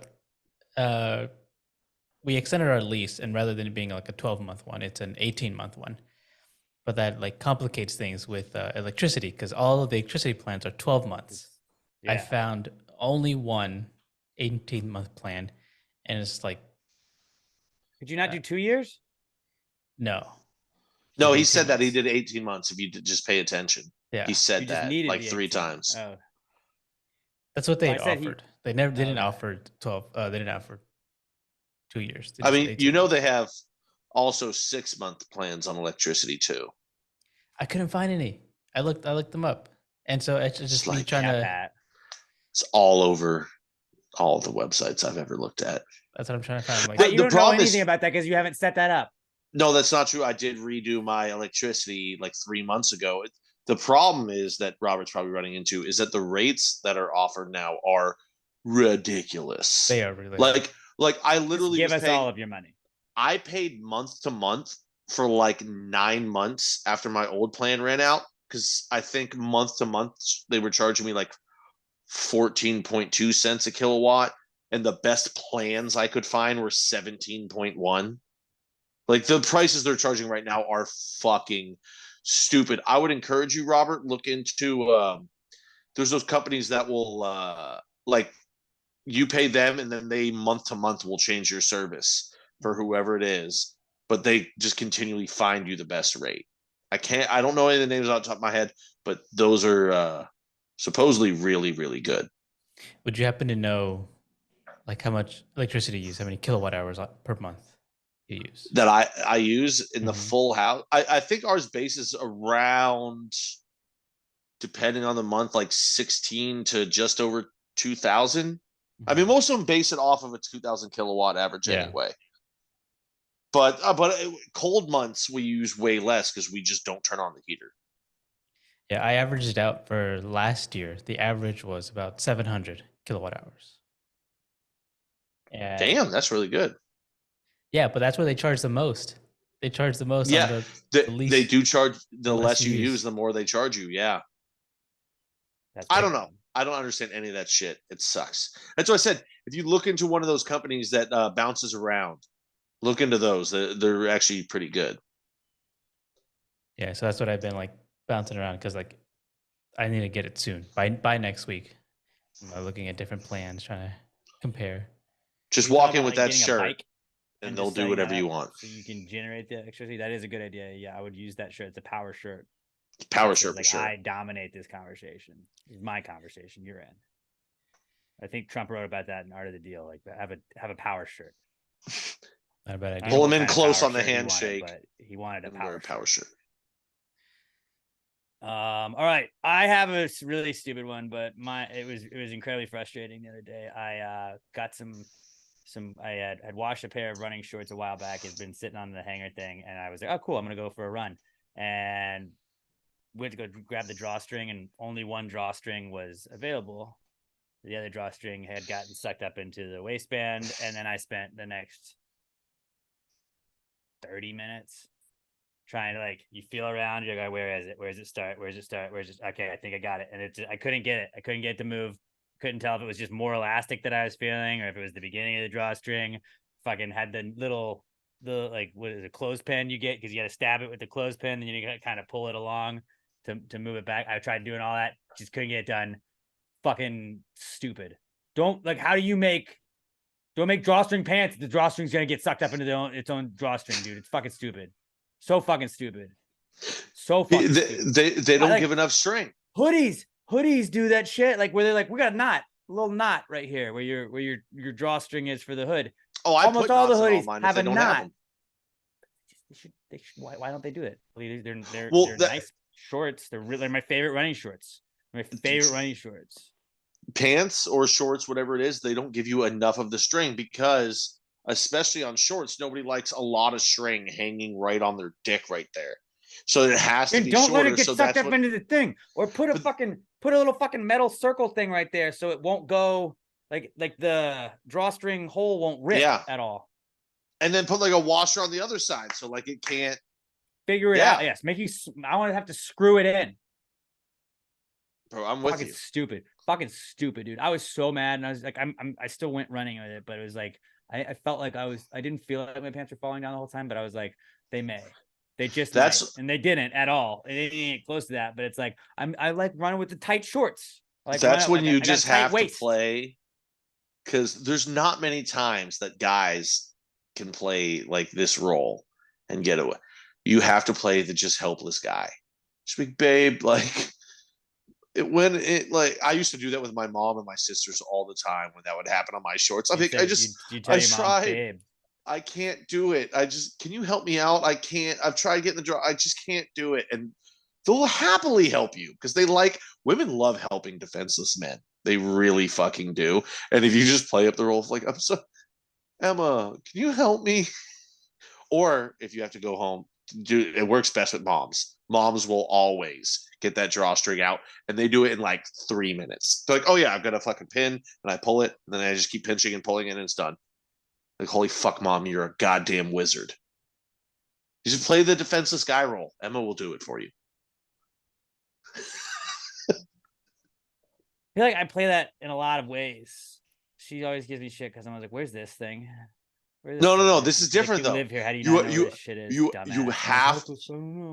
You have to get that hint of a whine in your voice to where you're not really whining, but like, I've tried. I can't get it. Can you just can you help me? want it bad. The king. No, that's every guy is a little bit of a bitch in some way, and women like finding that one spot where they can help you, whether or not it's just getting a drawstring through the pants. Help me, I'm stupid. Yeah. Or I haven't visit had your that happen in a parents very and long bring some time. laundry. And your mom will help you out. Yeah, I still feel weird. Be like, Dude, you're never too old to ask your mom for help with a laundry situation. Never. They've seen it all. I'm gonna be 60 years old bringing laundry to my 90-year-old mother. Be like, Mom, it happened again. That was not a great poo stains cool. out. It just was. That was all I had. I had a pretty good week. But that's good. This week. So not cool. If you want to send them to us, hashtag PTG not cool. Attach that to your tweet to @PassGradePod. That's how we'll get them. Now let's move on to the answers segment where we pitch our ideas. You guys heard of my great rice quakes idea, which is that now the best? Like I don't know. I felt Robert wasn't really on board with it, but I feel like that was maybe the most on board Pat's been with one of my ideas. And it is without a doubt the best idea you've had in a long time. Usually they're dog shit. Well, not. I just don't like the fact that you shit on me for literally like 10 minutes before you said yours. You were shitting on me for creating products that already existed. And you're like, oh, you've heard of rice cakes, right? No, but they're not. Not rice quakes. They don't exist yet. Super crunchy rice cake. I was trying to explain to Emma that idea. I was like, hey, I got this idea. Super crunchy rice cakes. They're rice quakes, and they're just really, really crunchy, like really crispy rice cakes. And Emma was like, why quake? And I was like, because of the crunch. She's like, but why is it called quake? Because it crunches. It's all about the crunch. Overthinking it. It's just about the crunch. That's the quake part. Duh. But she got it. She was on board with it. So I feel like it's a pretty unanimous thing. Robert, I'm going to assume is saying yes. Even though it's a no for me, dog. Nope, can't hear you, Robert. Can't hear you. Sorry. I think you cut out right there. Robert, you should be all like a plain ass snack like that seems like it would be right up your alley. Yeah, you wouldn't put anything on your rice quake. You would he just wants he's a rice cake guy. He would be the guy that like, this could use some raisins. It's too crunchy for me. I'm just going Rice Krispie treat at that point. Well, Rice Krispie Quake. They are elite. And the Quakes will be Rice Krispie treat cereal. Yeah, we pitch our ideas at the beginning of every podcast in the Precome segment. We throw out business ideas, ask our dumb questions, anything we got on our mind. That's what we want you guys to do for the answers segment. Hit us up on Twitter at PassGradePod. Use the hashtag PTG answers for that one. You can also email them to us, answers@PassGradePod.com, or just go to the contact us part of the PassGradePod.com website, and Jesse will forward that email over to us, what you send them. But we do check Twitter first, so use hashtag PTG answers to Twitter at PassGradePod. That's how we search for them. And then I did find a good email. I had a pretty good email. I'm pretty sure they're trying to be anonymous, so we're gonna read one email today. But this, guys, is the answers segment. Well, if you just answer the question, why don't you just answer the question? Be honest, no big deal. Yeah, answer the question. Don't change the subject, just answer the fucking question. Answers. Any questions? It's an aggressive ass stab. You got to be watching the YouTube version of this, or I don't know what you're doing. All right, that's what I'm gonna say. Pass a Great Podcast on YouTube. Fucking subscribe to us. We need 500 subscribers. What the fuck are y'all doing, guys? What the fuck are y'all doing? Let's start with Alexis Garcia at AlexisTexas_ on Twitter. Alexis Garcia says, since phones don't have buttons anymore, is butt dialing still a thing? Like, is it actually even possible? Absolutely it is. Pat, yes, butt dials me probably once a month at least. Yeah, it's technically it's a pocket dial at this point. So Pocket what dial. it is, guys, that's what it is. Pocket dial is like I'll make a phone call, the rare phone calls that I make, and I've got my favorites. It's got my family members, my best friend, the other managers at work, the owner. Am I your favorite? You are, and Alex. Fuck yeah! It's all work and everything, and then podcast. Yeah, bam, Alex. We did. So what will happen is I'll call somebody that's on that list, because it's the only people I actually will call. And then I forget to hit the turn off button on my phone, so then I slide it back in my pocket. Well, then it's bouncing around in there, and inevitably, one or two of those is going to get contacted. And it happens. The other one that really sucks for me, and it always happens when I call my GM, and it's always him and our like back of house accounting. I don't really know what to call her, but I'll try. Like me and him will be on the phone, and then her name is right behind where the hang up button is when I call him. So I'll go to hang up with him, and he hits it just before me, and then I immediately call her. Even though I end that call immediately, it still registers, and she has to call me back every time. Yeah. Yeah. I've told her, I'm like, just like if it hangs up right away and I don't leave you a text or a voicemail, I didn't mean to do it, but she still calls me back every time. That's kind of what you do. I've realized you do too, where like there was, I think the first couple of times, like, what's up? Did you just call? Because Pat doesn't usually call me unless like something crazy just happened in a game. He's got a it's hot like tip sports on like a bet or like something crazy. He's got to ask me about the podcast. But like typically you're not like, what's up? What's up? What's going on, dude? Like, I remember you had called me to tell me something happened to the Cowboys. They were losing. I think it was to the Packers. That was the week of the Giants Texans, and I was like in the plane getting ready to take off, and I was like, "What's up, dude?" And I was kind of drunk, and I was like, "Oh fuck yeah, dude!" And I just remember being like, "Fuck the Cowboys." All right, love you, man. And was like, "Who are you talking to?" I was like, "Oh, Pat." Like, you just tell Pat you love him. I was like, "Sometimes." Yeah. I don't know, but sure. Spread This love guy to the was like, homies. by us, like, what the fuck's what? I was like, I tell my friend I love him. I don't care. Okay, Yeah. dude. So yes, I am evidence that butt dialing is still a thing. It's technically pocket dialing now, That's pretty but quick about yes, like, it's hey, I didn't mean to still call you. butt dialing. Yeah. Yeah, that's my bad. And you I can try- obviously I tell try- because I'm like, hey, what's up? And you just hear nothing, Yeah. or you can hear like shuffling, or you can tell it's like in a pocket. But I used to always get butt dialed because like on like when it would just go to people's like phone book, like I was a lot of times I was Alec, I was like just Yeah. the A in their phone book, so I'd pop up first. I used to always call AD that worked at the Buzz. He was just A.D, and I would always butt dial him. And like then Yeah. sometimes like he would hang out, he'd be like, "Sounds like you're having a great Thanksgiving, man. Happy Thanksgiving." But I think you butt dialed me a couple of times. I was like, "Oh, I'm sorry, dude." I will say that, and this does have to do with the old school butt dialing. I miss T9 texting, being able to text from your pocket. Now you can Without- just text with your voice. But like now I kind of do it because I use swipe text a lot. I've started to get used to it. Apple Watch has that. But I'll swipe text without looking, and then I'll send it, and I'll look at it and be like, "Oh, that wasn't even fucking That was close." nothing. That was yeah. But now you Obviously. go and you hit edit, and your friend will be like, "What the fuck did that just mean?" And you edit it, so then it shows it what it's supposed to say. And you're like, "I don't know what you're talking about."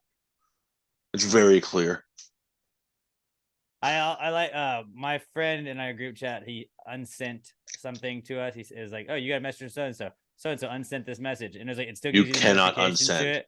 But like that's my favorite thing now. It's like you just like they made it seem like, "Oh, we can help you out. You can unsend that stuff." It's like, well, not if you tell them that I unsent it, because then we're like, "What the fuck did you just unsend?" He's like, "I was trying to send my girlfriend a picture of, like he was playing rugby over the weekend, and somebody had stepped on his toe, and he had like a fucked up like toe like I have with my fingers under the nail, and he was sending her a picture of that, but he accidentally sent it to our group chat, and we were like, "What the fuck? No, send us. Send us the picture." He's like, "It's a picture of my foot." Like, see it. What you got there?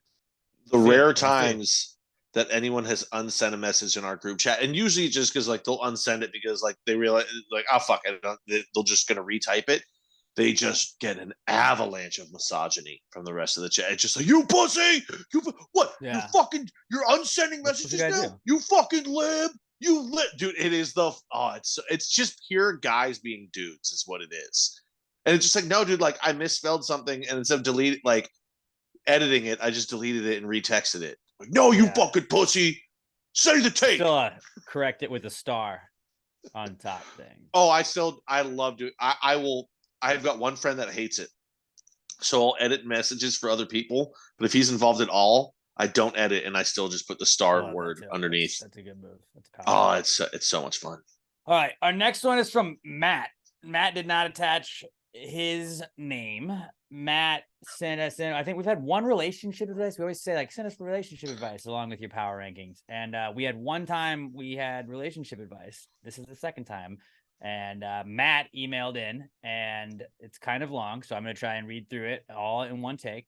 But Matt says, I was hanging out with this girl for a while. We'd been talking for about 3 months, so she knows me well enough, but she still says that she has concerns for her safety, and sometimes it bothers me.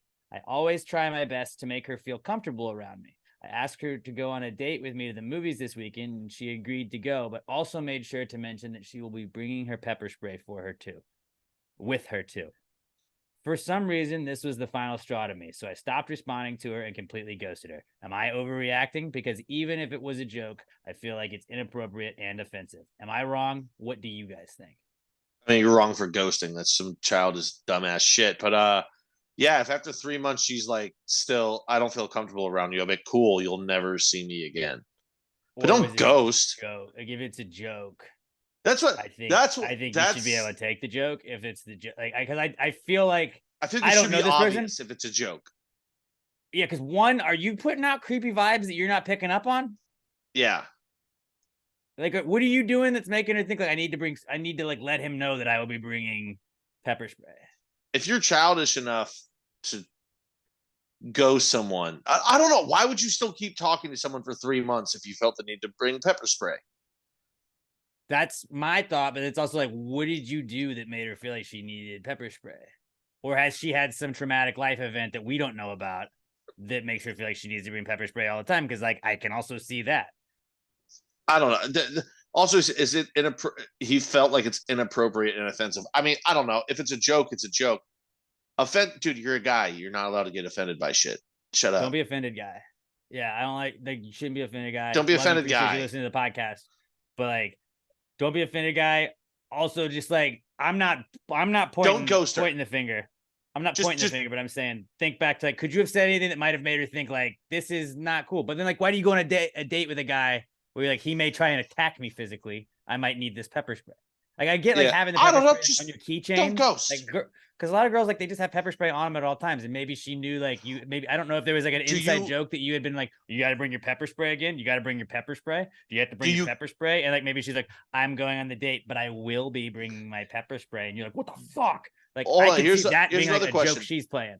Do you keep taking her late at night to not safe areas? Like, are you like, oh no, I love this restaurant, but it's in the fucking third ward, and you keep going at 10 o'clock at night every time? We're just hanging out. We're going to maybe that's what makes her feel. I don't know. Don't ghost her. Just reach out, like, hey, by the way, sorry, didn't mean to ghost you. It was kind of childish, but like, I don't know. You keep giving me vibes like you think I'm gonna do something and you're gonna pepper spray me. I just don't really want to be around someone like that. But I mean, if she hasn't pepper sprayed, communicate. It might just be a bit. Also, find out if it's a bit. If it's a bit, just be like, if it's been 3 months. Yeah. Because also, like she doesn't feel safe. Why would it not be a bit if it's been 3 months? Has this been going on for the entirety of the 3 months, or did it just start? I need to follow. I feel like if Emma, I have so many questions. If Emma was like, I'm bringing pepper spray with me to this thing we're going to. The first 2 dates. Was it like because you don't think I could protect you? It's like I probably couldn't protect you if some bigger dude tried to fight me. Like you're right. I probably could not stop that. That's like the first. That's like the first 2 or 3 days. The person that gets beat up. I'll get beat up. I can do that. I can guarantee you. I'll be the first person to get their ass kicked. I promise you, you will not get your ass kicked before me if it comes down to that. But I cannot promise that I will be the hero you need. I will do my best. You will probably also be the one that starts the fight. I will not prevail in this fight, but I got your back. I'll make sure that I get other people in between you and the fight.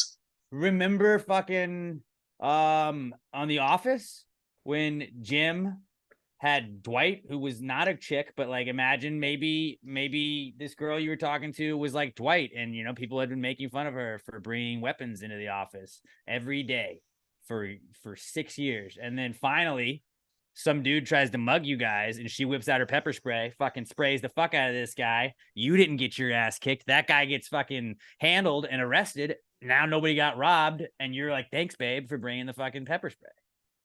I need an update. I need next week. I need another update on this. Yeah, Matt, hit us up. We need a follow-up because I don't think you're noticing it, but it's very possible that you were putting out like some sort of weird vibe that maybe she's like worried about it. But I also think it's sketchy that like if you were putting out that vibe, I don't think she hangs out with you for 3 months unless you're like beating her. right? And then like she's got pepper spray, so she wouldn't need it. Like she wouldn't. It's a weird situation, but I do think ghosting is the wrong move. I think ghosting. But is the I wrong will move. say this. You need to be like, look, you shouldn't be doing that. Like it's not like assault is not funny. You joking about me maybe assaulting you. It's hitting me personally. And if you're close enough with her after 3 months, like be like, I'm a little sensitive about it. Or And just be like, like, you want I to attack can't- Alex? Attack his team, and Alex will get very triggered. And I do get very triggered and be like, you saying that you feel like I might assault you, that triggers me. And I'm sorry, because I would never do that. I would just be like, I get it, but like, if it's a joke, I can't really be in public with you because I'm a big guy, and if you make a joke about you needing pepper spray around me, somebody else might kick my ass. Like, Yeah. I get that it can be a funny joke, but in public, let's maybe not make pepper spray jokes when we're Right. together, because then somebody else could sucker punch But me I trying to think play the she- white it knight. made it seem like she just was like, but I will be bringing my pepper spray. So it seemed like that was over the phone or over the text. I will say But yeah, this, I if think you you're in do- the wrong. If you find out it is a joke that she's doing, hang on to her, because she's got a seriously dark sense of humor, and that's awesome. But also, like, maybe it's just not gonna work out. Maybe. But dude, if she's got a dark It sense of seems humor like that, you both seem like you have that's a something that keeper. like doesn't gel well with the other. Like she's constantly kind of concerned she might get attacked. He's constantly concerned that she might pepper spray him. Why are you worried she might pepper spray you? Don't give her a reason to pepper spray. it could also Maybe she's just be got her guard up too high. She's got some other She- shit that like you're not gonna be able to fix. That's not your problem. That's her own. That's her own personal like journey she's got to figure out on her own. So maybe it's not the time for a relationship. I will Maybe say that's this it. though, Matt. If you find out she is joking and you just can't handle that, send me her number, because she's dark and I dig that. That as the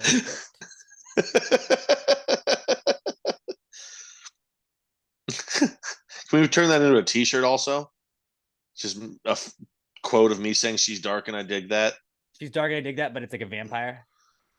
It's Oh, I considered was gonna vampire, say it right? was gonna be like on the back. It was just gonna say not racist.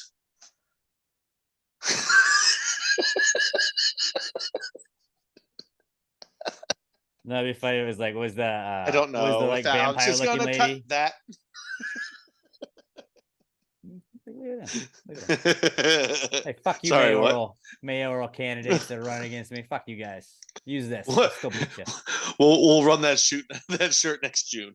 I didn't say it. He said it. That'll be my campaign shirt. That's how we raise my not racist. Okay. Yeah, I like questions like that. If y'all, I mean, I know it's a very specific question, but like send us your relationship questions. I like playing the "Am I the asshole" card. I love those on fucking on Reddit. I love when fucking people do that. So I send us that shit. All right. Josh Tree Coddle at Joshua Tree 713 on Twitter says, since it's Shark Week, how about you power rank sharks?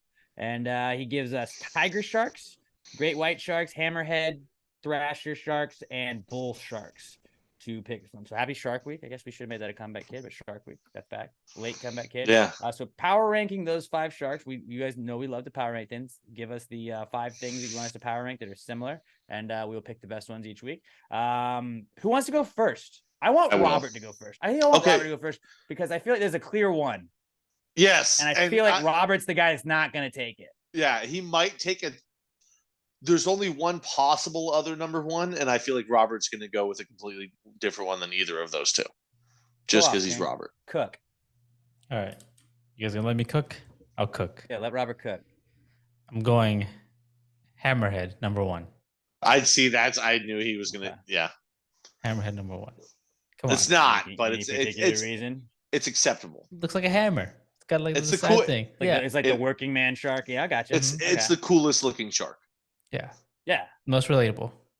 I relate that to that one the most. You feel like you have a hammerhead? Mm-hmm.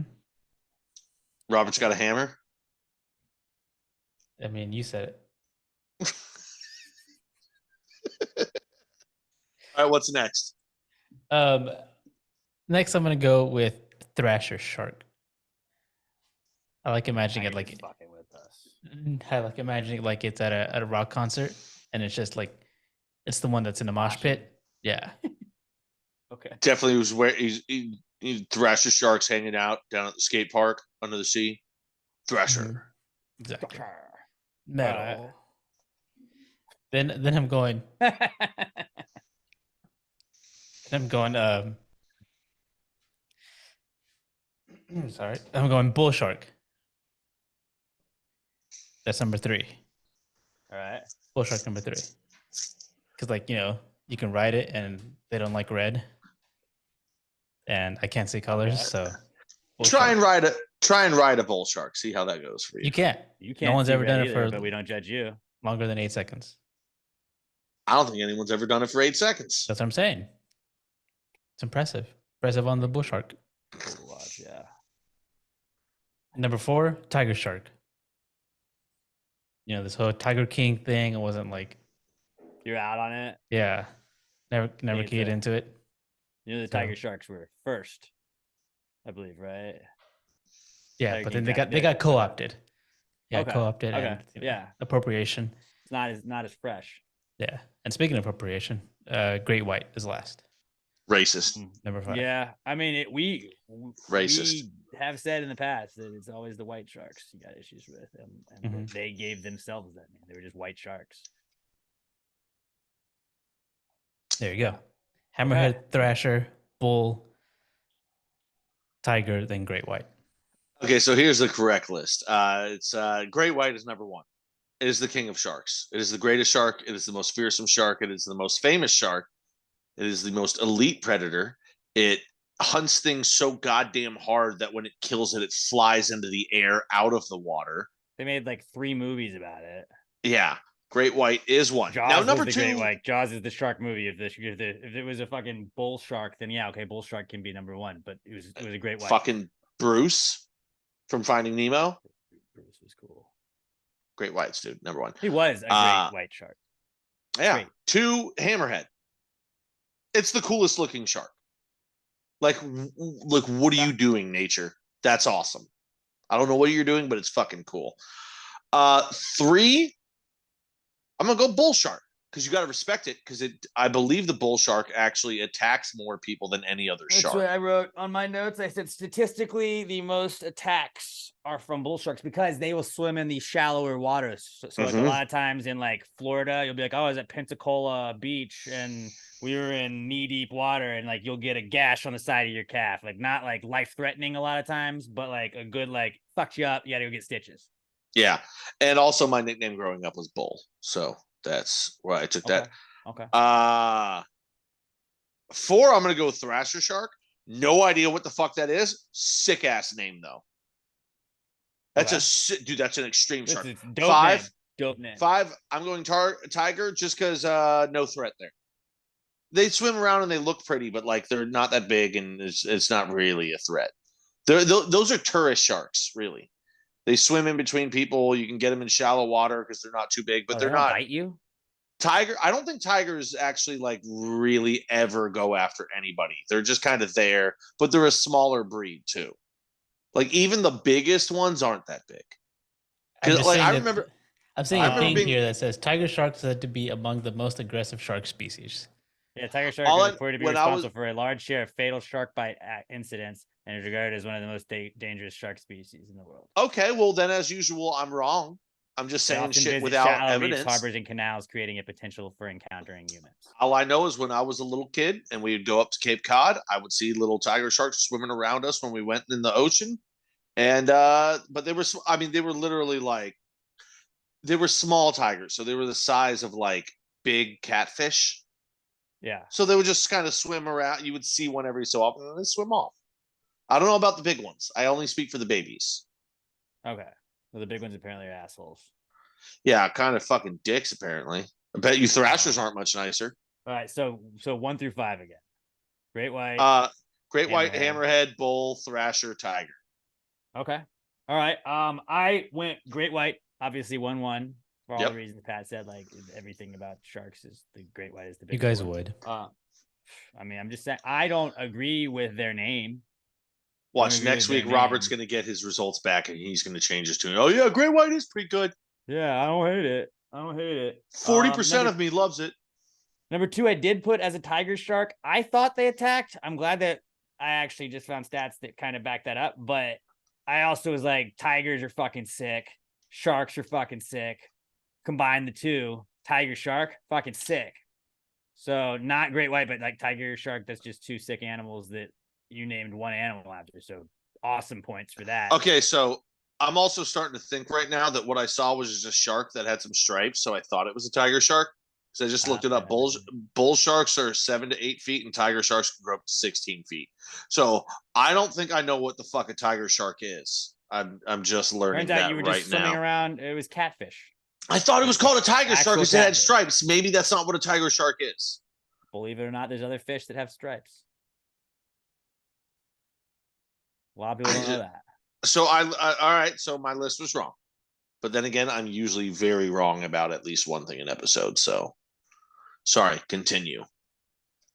All right, so I'm gonna go great white number 1. Number 2, tiger shark for two badass animals all in one. Number 3, hammerhead, because fucking it's the working man's shark, and yeah, it just looks cool as fuck. Like I was watching a video of a hammerhead shark, and I was doing some like research. I was like, what looks the coolest? And just like there was a little like GIF that popped up, and just like the hammerhead, how they kind of like kick their head side to side when they swim, like just looks cool as fuck. It's just you like just fucking hammering through the water, fucking badass. Make sure you make a GIF of that, of me doing the hammerhead swim right there. Don't really, it's not gonna do anything. But yeah, so hammerhead number 3, and I just like under it, just looks cool, swims cool. Number 4 is bull shark, because again, statistically, the most like bites, but they're kind of like bitch bites at a lot of times, and like bull, kind of like tiger shark. Bull sounds cool because the bull's a cool animal. Shark, cool animal. Bull shark, super cool animal. Number 5 is a thrasher shark, because I looked it up, and it kills not all of its prey, but it kills a lot of its prey by whipping it with its tail, which is why it's called a thrasher shark. So it just knocks the fuck out of like a fish. It's like swim, smack. I'm gonna swim by and just grab you and eat you. It's like kind of like it kind of like bitch slaps its food, which is cool, but like it has a cool name, but like not two animals combined into one animal, not with a hammer shaped head, and not the name of like one of the scariest sharks is just Jaws. Like that wasn't great white. So like shark, guys, super cool. Guys, shark 5. I think it's called a thresher shark. I just Googled it. There's no thrasher shark. It's thresher. Really? Oh yes. Yeah, yep. That is. Thresher sharks. Oh, what? Dude, first YouTube thing. Thresher shark kills prey with tail. Just fucking. Honestly, the Mako shark should have been in this discussion instead of the Thresho, because the Look, Mako. we don't pick the 5 that are given to us. We just rank them. That's what we do. That's the beauty of the power rankings. The Mako could have sneaky been number 2 above Hammerhead. I also said that I think we should. Fastest shark. I told Josh to remind me to do a mock draft of sharks, because shark drafting would be absolutely electric. Yes. Like great white, I feel like is an obvious first pick, but like you could go so many different directions. Dude, somebody could pick great white, and another person could pick Bruce. Yeah, you could pick. And I could pick Jaws. Sharks. We could go Jaws, great whites, and Bruce 1-1-1. That actually should be the rule. Like whoever the draft order is, you have to pick one of those 3, so we all technically have great white first. I mean, street sharks. Yeah. Also, highly anticipated. If you guys, sorry, I know this is just going way off board again, Robert. If you guys can find, it was some sort of not Disney Channel, sci-fi movie. It was called like Land Sharks. I watched it with my buddies like a month ago. One of the greatest bad movies of all time. Like way better than Sharknado. Okay. Yeah, look that up. There was somebody very famous in it too. Like 90s famous, you know. All right. Well, like 90210 famous. Let's move on. We got 2 more questions. 2 more questions, and we'll get out of here, Robert. Sorry about that. I did say it was a loaded pod. It was a loaded pod. Last week, I felt like it was kind of more loosey-goosey. This is a fucking loaded pod. Our next question is from Raymundo Benavides at Kmundo B, the reigning Passing Gravy MVP. And honestly, he might be the leader for MVP again. So I'm just saying, if you want to catch up to Mundo, you're going to have to start stepping your game up, because we might have our second back-to-back winner in Pass the Gravy MVP history. Have we had only 2 winners of MVP? Josh Mundo. Todd I was going to say Todd. MVP, yeah. right? I was going to say there's no way. Todd was MVP. I think I'm Josh won it MVP every day, back-to-back, but and then Mundo could win it back-to-back this year. is MVP this so? This comes is the back. 5th year. Is this the 5th year Yeah, of MVP? the 5th year of the Gravies. So yeah. Time But flies. anyway, Mundo says, Yeah. Raymundo says, has the wrong hole excuse ever happened while fingering? for sure. I don't know about like honestly happening. Like, Yes. like, you know, the old, oh, sorry, babe. Whoops. Dude, think about it. I like, think it's been like, I'm going to try it. dude, like young, like Mormon kids messing around for the first time, and the kid just like reaches down and doesn't know what he's doing because Hasn't even soaked. he's never seen a Look vagina, that up never if touched you one don't before, know what that and is. his hand's just kind of down there, and he's fiddling with shit, and he accident. I could definitely see. So, not necessarily Mormon, you know, that's just what I threw out. But some young kid just happened to be touching anything, and he accidentally curls his finger a little too far back. For sure, it totally has to have happened. I don't even think it's like that much of a question. I absolutely think it has. Both like he maybe, said it like, hasn't I would ever imagine happened. Yes, maybe but rarely. accidentally, like, but definitely also intentionally. But then using like, oh my bad, wrong hole. Sorry. I feel like Sorry, I thought your gooch was your Yeah. clit. sorry that was my bad. So yes, the answer is yes. It's happened, just rarely, and hopefully only in the inexperienced. All right, our final question of the week is from Quentin Hughes, who also gave us a not cool earlier today. But Quentin is at QDAce on Twitter, and Quentin says, if we eat spiders in our sleep, how many do we have to eat to turn into Spider-Man? So I believe he's referring to like that the saying that you swallow so many spiders each year in your sleep, Which is like, it's fake, by the way. That's what I've heard. It's been debunked. I don't know, but I don't know if it matters. I don't even think it matters how many spiders you do swallow. I think you have to be swallowing a spider that's radioactive and bites you, and that's how you become Spider-Man. Because you guys know I'm a huge superhero guy. I've seen all the movies, read all the books, all comic books. I hate you. And Spider-Man becomes Spider-Man because he gets bit by a radioactive spider. So like, I don't think it matters like if you get bit on the hand, like he got bit, or if you just swallow a spider and then it's like pissed off that it got swallowed, so it bites you. Like you're just Spider-Man. It's the quality of the spider, not the quantity of the spiders that turns you into Spider-Man. If you swallow it and it bites you in your mouth, like your throat, like can you not like because Peter Parker got bit with in his hand, so he could shoot webs out of his hands. Do you think you could just like throw up webs if you got bit in the back of the throat? You're like, and it's just like a rope that goes everywhere, and you just have to kind of get like moved by your head and neck. Actually, that makes sense. That'd be disgusting. That makes a lot of sense because actual spiders, they're pretty much shitting out the web. Yeah, they're not shooting it out of the wrist. So the fact that now it also depends on what form of Spider-Man you're buying into. The original Spider-Man comic, it was he invents the web shooters, and a lot of them go with that. It's not actually shooting out of his wrist. That was just the Tobey Maguire. I mean, I also knew that, obviously. Yes, of course. I know you did. I was speaking to the audience, clearly. Because anatomically correct Spider-Man would be shooting webs out of his asshole or right next to it. No, because I need as many as it takes to get to a radioactive spider. I like the original Spider-Man. I go with he invented his web shooters, so no, the throat wouldn't happen. But it's quality to spider, not quantity. You don't eat a certain amount and get to Spider-Man. So the answer would just be however many it takes until a radioactive spider that's going to bite you crosses your mouth. Mm-hmm. I mean, we'll find out soon. The government wants us all to eat bugs, so yeah, should have a lot more Spider-Mans popping up in the next couple decades. Exactly. But yeah, Spider-Man and Grasshopper Man going to be everywhere in America. Great questions, everybody. Again, if you'd like to submit your questions, hashtag PTG answers, use that and tag or tweet us at PassGradePod. I'm at Alex J. Middleton on Twitter, Instagram, Threads, whatever. And then Robert is at Robert Barbosa03 on all of that. Pat is at not Pat Dion. And give us a follow at Pat's Great Pod on all of those socials, as well as TikTok. Don't forget about our TikTok. We do post on the talk. And then I love you guys with the Jaws. I'm loving the Jaws. Yeah. It's funny because it lets you know who like Gravy Gang is immediately. Like you can just establish that we just need to make like a Jaws Gravy Gang shirt.